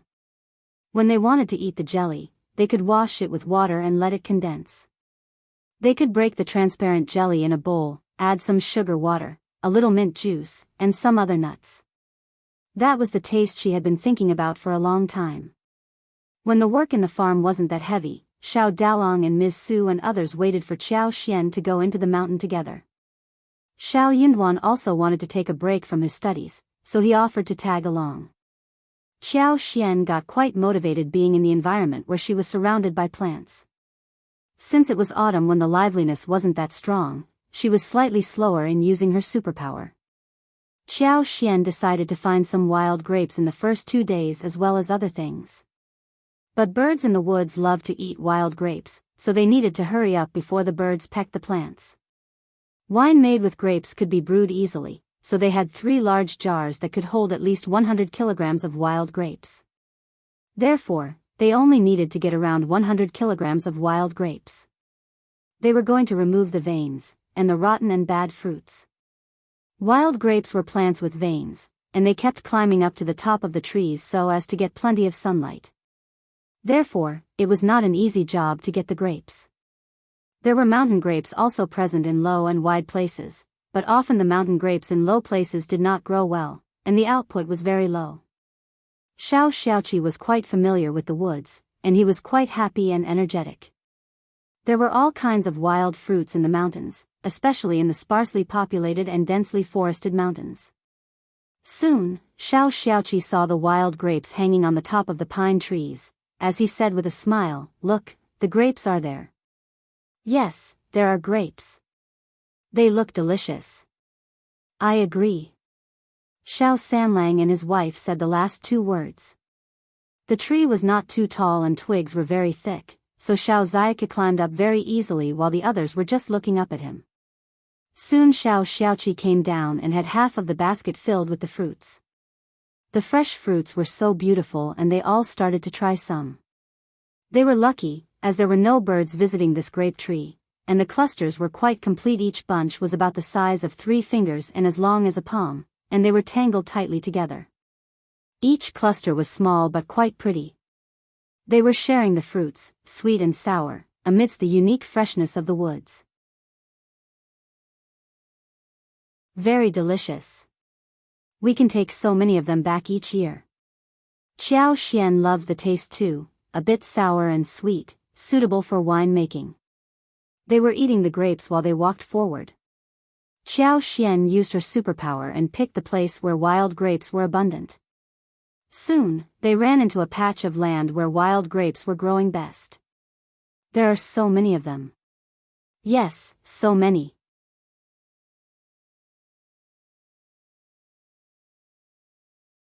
Chapter 355, Harvest. It seems that there are many wild grapes in the mountains this year. Otherwise, how could they easily find one patch of land full of it?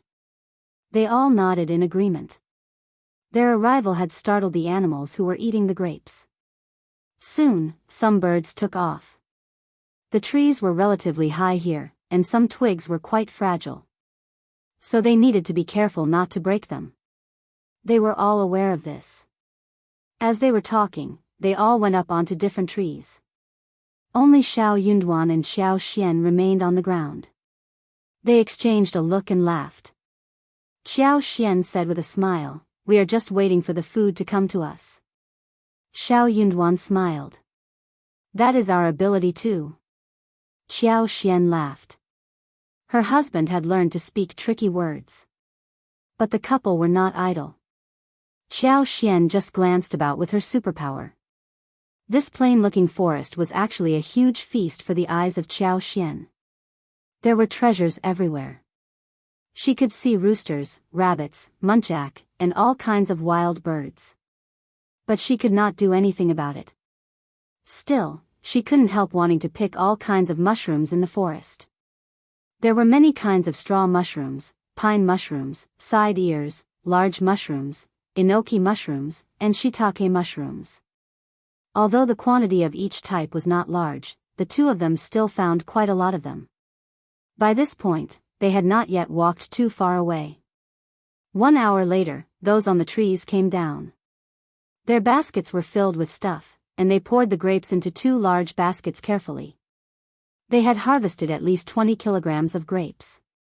That was a big harvest for wild-growing grapes. Seeing that Xiao Xian and Shao Yunduan had got many mushrooms, they all cheered. They were going to have a lot to eat during dinner. They knew pretty well how tasty and fresh mushrooms in the mountains were. Shao Sanlang patted Qi's shoulders. "Qi, come on, you should catch at least 2 wild roosters for the mushrooms." They all laughed. The team walked forward and within an hour's time, they found grapes again. This patch wasn't as large, but they were still enough. They almost managed to fill up their baskets after this trip. So, Shao Sanlang and Yang Xiaoni went home with the grapes first.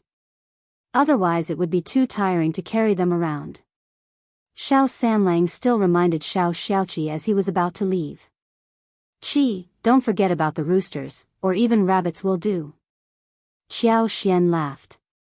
Shao Xiaoqi threw a helpless look at him. "Don't worry, third brother, I am definitely going to get some." As the couple left, Xiao Xian and the rest were holding cloth bags. They stopped looking for grapes, but turned to search for mushrooms and wild animals. They had more than 30 kilograms of grapes today, and they needed to deal with them before continuing the next day. Xiao Xian could focus on finding the creeping figs at this moment. But she did not find any. Instead she found some more mushrooms whilst Xiao Xiaogi got 3 roosters and 5 small birds, before they all headed home. On the way home, they got 1 muntjac. It was not that hot, especially during the night when the temperature dropped tremendously. The animals could stay fresh even when they were not processed on the same day. But they could not be put there for too long. They got down to work as soon as they came home. They needed to process the grapes overnight. They washed them, picked them off the twigs, filtered them and put them in the jars.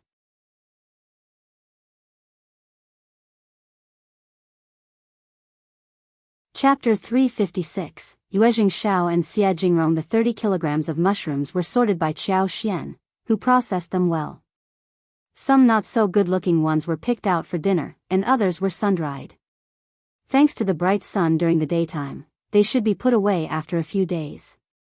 They almost finished the sun-dried mushrooms in spring, and what they had found today would be enough for them to make soup and hot pot in winter. They decided to eat 2 roosters and 2 birds for dinner. The remaining animals would be put in Xiao's yard. Roosters were never that big, and the amount was enough for the large family.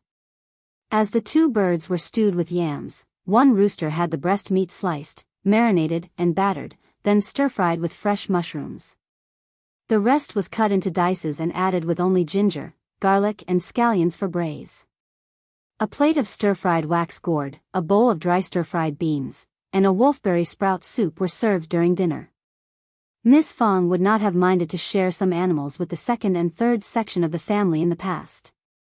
But due to what Ms. Ma and 3rd uncle did a while ago, and the ridiculous request they put forward as well as the annoying look of Ms. Niu, Ms. Fong was really disgusted with them. So Miss Fong was not going to share anything with them at all. Eldest uncle had not yet said a thing when Miss Fong snapped at him, so he fell silent. No one cared if he was happy about it or not. Anyways, they were already used to ignoring his feelings. He could not influence anyone around. After walking into the mountain for 3 days, they had found enough grapes. If they wanted to eat them in the future, they could bring them back in small quantities. But it was really not necessary because Xiao's garden had them, and the fruits were particularly large, even bigger than the authentic wild ones. They even got many mushrooms, some of which were fresh and some were sun-dried. They discovered a small patch of date forest, which had 7 or 8 trees, thick in trunk with a diameter of 30 centimeters. The dates were already ripe, crispy, and sweet. They paid a visit to the mountain 2 times and got all the red, ripe ones down. They carried them home to dry. These would be made into dried dates, added to the stewed soup, added to the tea, to the porridge or eaten as snacks. They could also be used to make date cakes or date paste fillings. In addition, there were other wild fruits that could not be named, which were weird in shape and different in colors. Xiao could use her superpower to determine whether the fruits were poisonous or not. Actually, those wild children growing in the mountains could always tell that as well. Shao Xiaoqi and Shao Taotao got a few and presented them to Xiao. After taking a break for 2 days at home, they decided to go into the mountains to find the creeping figs when Yuezheng Shao and Xia Jingrong arrived there unexpectedly. Only now did Xiao and Shao Yunduan remember that they were here to hunt with them.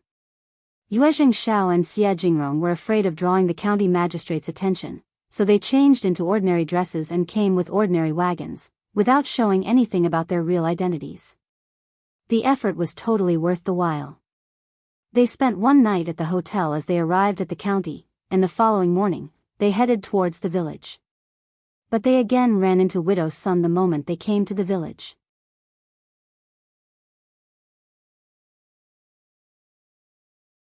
Published at 28th of August 2023, 12:40 and 54 seconds p.m. Chapter 357, Chapter 357, Widow's son again. If audio player doesn't work, press stop then play button again. Chapter 357, Widow's son again. Chu Shan, who was sitting on the wagon, exchanged a cold look with Widow's son, snorted and looked away. It was this woman who tried to set up his young master and young master Xia, because of which he ended up being scolded. Chu Shan disliked this woman deeply. Widow's son had not recognized Chu Shan at the beginning. She just found him a bit familiar. But wagons were rarely seen in the village, so she suddenly remembered who they were. It's them. So they are visiting Shao Yunduan again? How can that man get to know so many rich people? Widow's son could not help but feel curious, wondering who was in the wagon. But she knew clearly that she could not visit them, otherwise Miss Fong would blast her off. But Widow's son was too curious to restrain herself. She could not help but wonder what on earth was going on there. So Widow's son went to Ms. Niu again. Hey, remember what I told you about the guests of the first section of the family? They are two rich young masters in the wagon. Widow's son winked. Your Miling is still unmarried, right? This is a great opportunity, and you can't miss it. If Tao Tao steals the show and becomes the wife of some rich people, your Miling will have a lot of difficulty in finding a better suitor. Ms. Niu did not want to speak with Widow's son because Shao Yunduan turned her down last time when she asked. But when she heard the last sentence, she could not help but feel motivated. So, Shao Yunduan and Ms. Fong refused to introduce the two young masters to her because they expected Tao Tao to marry one of them. That was not going to work. Ms. Niu made up her mind and pursed her lips. Just forget about it, Shao Yunduan is nothing more than a cultivated talent. How rich can his friends be? But I can have a look at them. Ms. Niu got up and started walking. Widow's son followed up, smiling. It depends on who you are comparing them to. The two men are in a wagon and they have servants. I believe that they are definitely richer than us, right? Ms. Niu snorted, and admitted that Widow's son's words made sense. She thought the same thing as Widow Sunday. Those who could befriend Shao Yunduan must be rich but not as rich as those big shots. If the two women knew how much wealth the Yuezheng family and the Xia family had, they would not think about having a marital relationship with them. Xia Jingrong and Yuezheng Shao's sudden visit surprised Shao Yunduan and Xiao Xian. The family met them for the second time and was already used to their arrival. They greeted each other, and Ms. Fong put away the gifts they had with them.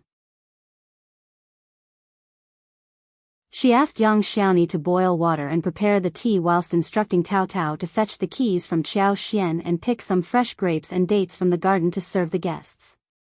She had no idea about what to prepare for lunch, and decided to wait for Qiao Xian to figure it out.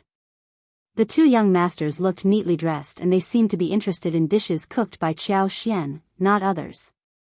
Ms. Fong felt very honored that these two young masters had befriended her son, and she decided to treat them well. The tea leaf was lavender whilst the fruits were newly picked. Yuezheng Shao was very curious about everything in their family. Those ordinary-looking dates and grapes seemed quite unique in their eyes. They had a bite of each and sure enough, they tasted extremely good.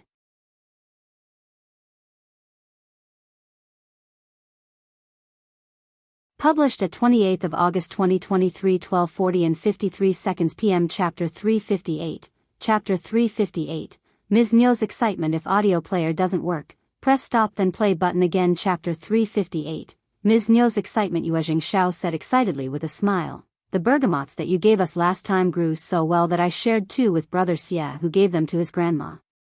She loved it. Do you have any more of those? Please give us some more this time. Shao Yunduan and Xiao Xian gave that as a gift to Yuezheng Shao during the mid-autumn day, but they did not give it to Xia Jingrong. That was because her family and the Xia family were not in a very familiar relationship, and a family like the Xia family would not receive presents easily. They had no idea what to give to them, so they gave nothing to Xia Jingrong. Xiao Xian smiled. Yes, I have a dozen on the trees, all growing well. We will need 3 and 4 for the new year, you can take the rest away. The bergamots looked really good. Xiao Xian considered planting some more next year. Yuezheng Shao did not turn her down and smiled. Okay, I will take them. Xia Jingrong nodded with a smile to express his gratitude. They did not need to think about what to take and give. They were just exchanging gifts. Xiao Xian and Shao Yunduan laughed. They appreciated friends like Yuezheng Shao and Xia Jingrong. They were just chatting, when Ms. Niu and Widow's son walked in. Ms. Niu glanced about and her eyes brightened, her heart throbbing in excitement. These two young masters were so handsome. Look at the clothes they were wearing and the wagon and the servants. Xia Jingrong and Yuezheng Shao were not into showing off. They were not exquisitely dressed for the trip to the Shao family in the village. That was why Ms. Niu believed that they were within her league, thus getting extremely excited. They looked handsome and they had money. They were just right to be her son-in-law. Yunduan and Ms. Fong were so stingy not to introduce them to her. Now that she was here, she was not going to let them stop her. Oh, we have guests over. I have never seen you before. Where are you from, two young masters? Oh yes, I am Yenduan's second aunt, married to his real second uncle. Ms. Niu was glancing at Yuezheng, Xiao and Jingrong, feeling quite confused and excited at the same time. Both of them looked so nice, which one should she pick? Jingrong frowned and stayed silent. Yuezheng Xiao smiled, feeling that this so-called second aunt of Shao Yunduan seemed quite rough, yet she was part of Shao Yunduan's family. So he was about to answer her when Xiao Xian stood up. She took hold of Ms. Niu's arm and smiled. Second aunt, you are here to speak with my mother, right? She is in the backyard, come with me. She then glanced at Widow's son, who was rolling her eyes. She asked her straightforwardly. Aunt's son, what are you doing here? Visiting my mother. Widow's son smiled and said, we are guests and we can, of course, see each other. But Miss Qjao, you are a junior in the family and you should not speak with me like this in front of guests, right? Xiao Xian had no interest in concealing anything in front of Jingrong and Yuezheng Xiao. After all, not everything could be concealed or ignored. For example, Ms. Niu and Ms. Ma, who always tried to portray as if they were a good, united family. Yuezheng Xiao and Jingrong would not mind the truth about their family situation, since they were friends. The two of them understood clearly what Ms. Niu was like the moment she showed up.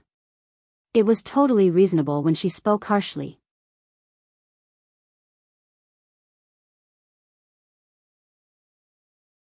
Published at 28th of August 2023, 12:40 and 52 seconds p.m. Chapter 359. Chapter 359.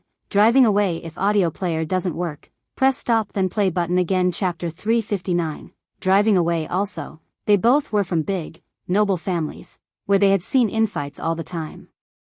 So, they would not dislike them for no reason. Xiao Xian smiled. You spread a rumor about our family and had a fight with my mother. I am just curious about what you are doing here at our door. Yuezheng Xiao burst into laughter. Widow's son had not expected that Xiao Xian would humiliate her in front of everybody. Her cheeks flushed in embarrassment and she got so angry that she could not utter a word. Ms. Qiao, how dare you? Ms. Niu glanced at Xiao Xian with an accusing look, then she smiled at Jingrong and Yuezheng Xiao. Oh young masters, this is what my niece-in-law is like. She has no idea what she is doing. Don't get mad at her. Oh yes, where are you from? What are your names?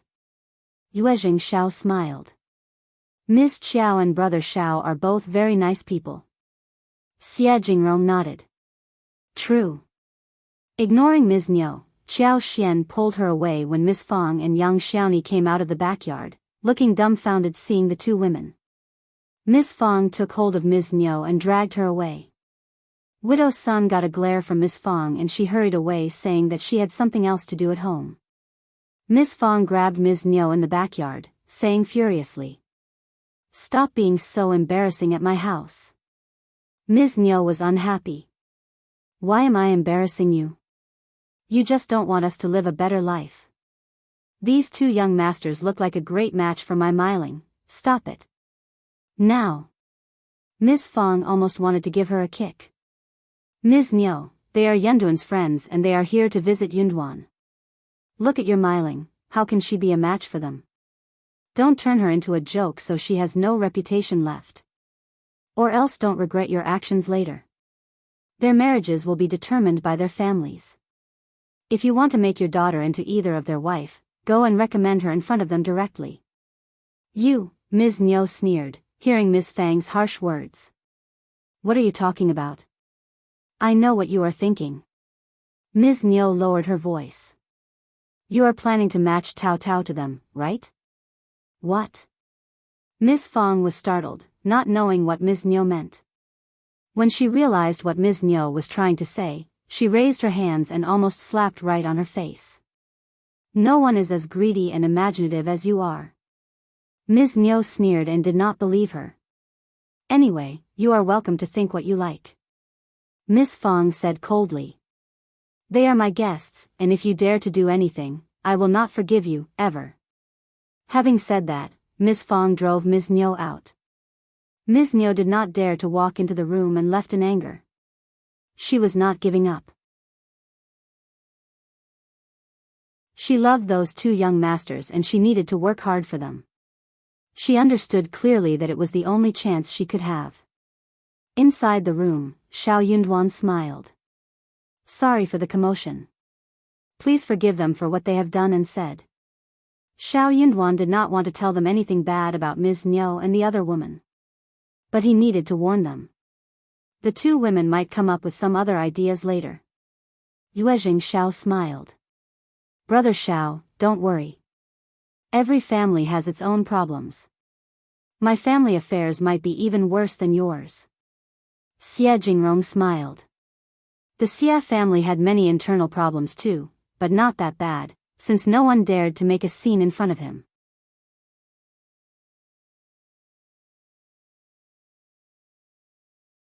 Published at 28th of August 2023, 12:40 and 51 seconds p.m. Chapter 360. Chapter 360. New house. If audio player doesn't work, press stop then play button again. Chapter 360. New house. Yuezheng Xiao was sincerely treating Xiao Yunduan as his real friend.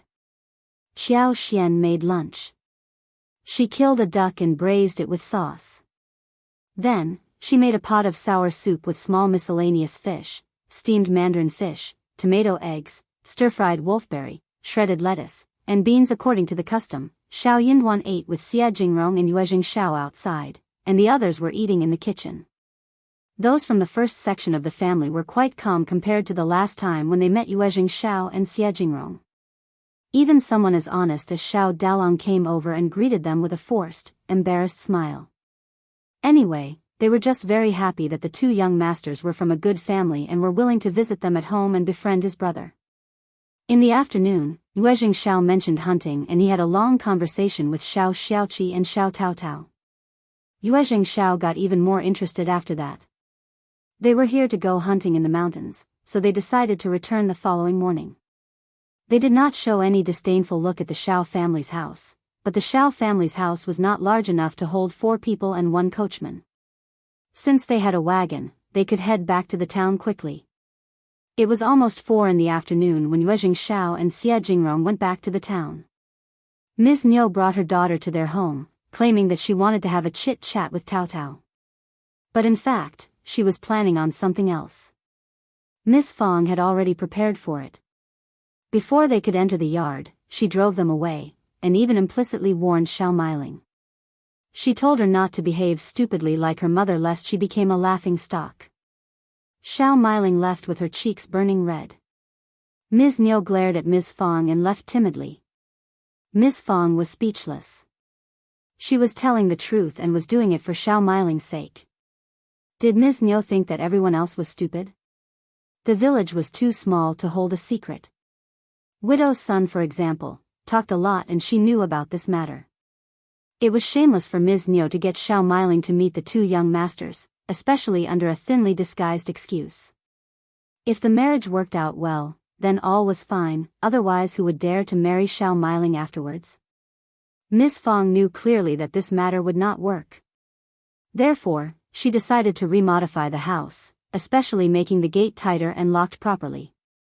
In the evening, Ms. Fong said to the whole family, "Our house is too shabby and old, small too. She is getting married in a few years and you will all have children, so it is not big enough to hold you all. We need to build a new house." It was a major thing to build a new house and everyone got very excited, talking between themselves. Xiao Xian showed concern about it too. She could not help but look at Xiao Yunduan. They exchanged a look which made Xiao Xian feel quite embarrassed. She moved her gaze away from him. Did it mean that she was not leaving Xiao Yunduan, ever? She had decided not to leave a long time ago, but she had not said that out loud. Also, Xiao Yunduan had not said anything to have her stay back. But the way she behaved seemed so obvious to Xiao Yunduan, who felt quite delighted. Eldest uncle sighed. "We do need to build 2 more rooms, but do we have any money for that?" Ms. Fong said, 2 more rooms?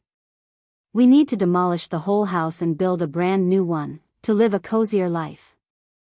As for money, we have saved some. Eldest uncle.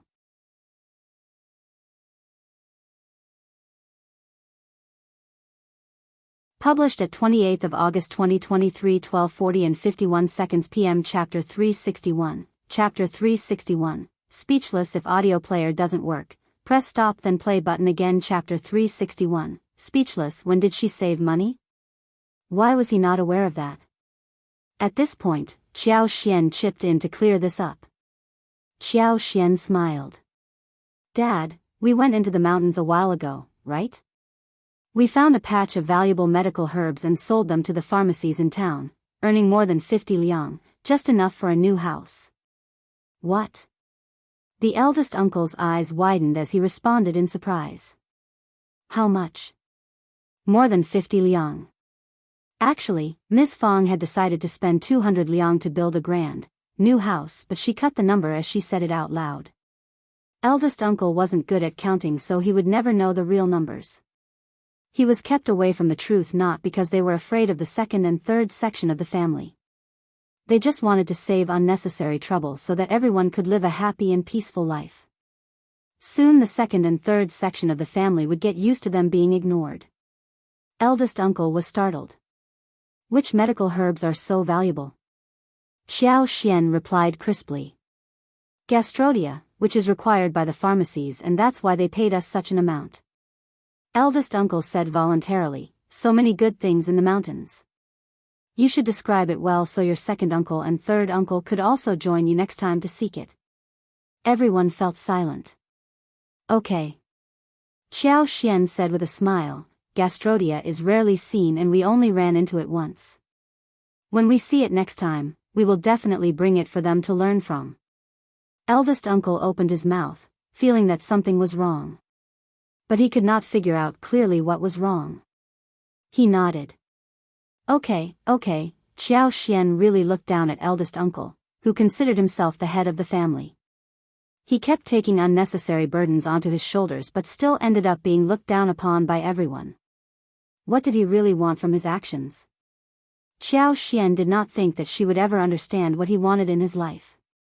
Ms. Fong said, just don't tell them right now about it. The medical herbs aren't found easily. If that was the case, they wouldn't be so valuable.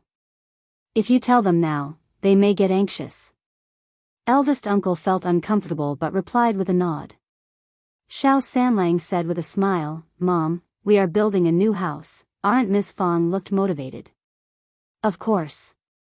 Everyone discussed how big the new house should be, how many rooms, and what kind of construction should be done. 200 liang would be plenty, but Xiao Xian thought about adding some of her savings to the building so that the wall could be higher and best materials could be used for the decoration. What was the point of being rich and not use her money for making something good? This was a major event, and naturally it would not be finalized for a while. When everyone dispersed, they were still excited. The following day, Yuezheng Shao and Jingrong arrived there early in the morning. Xiao Xian and the others all got up early too. Jingrong and Yuezheng Shao happened to be right on time for breakfast. For breakfast, there was white porridge that was thick and fragrant, as well as steamed flour rolls and steamed buns. The homemade kimchi included radish strips, cowpeas, red peppers, carrots, green lettuce which had been placed on the table. Also, there was a plate of crispy finger-sized fried fish wrapped in batter, diced radish, shiitake mushrooms, and diced chili sauce that acted as side dishes to accompany the meal. In particular, the kimchi had a special fragrance, salty and sour, refreshing and bright in color. Just looking at it made people salivate.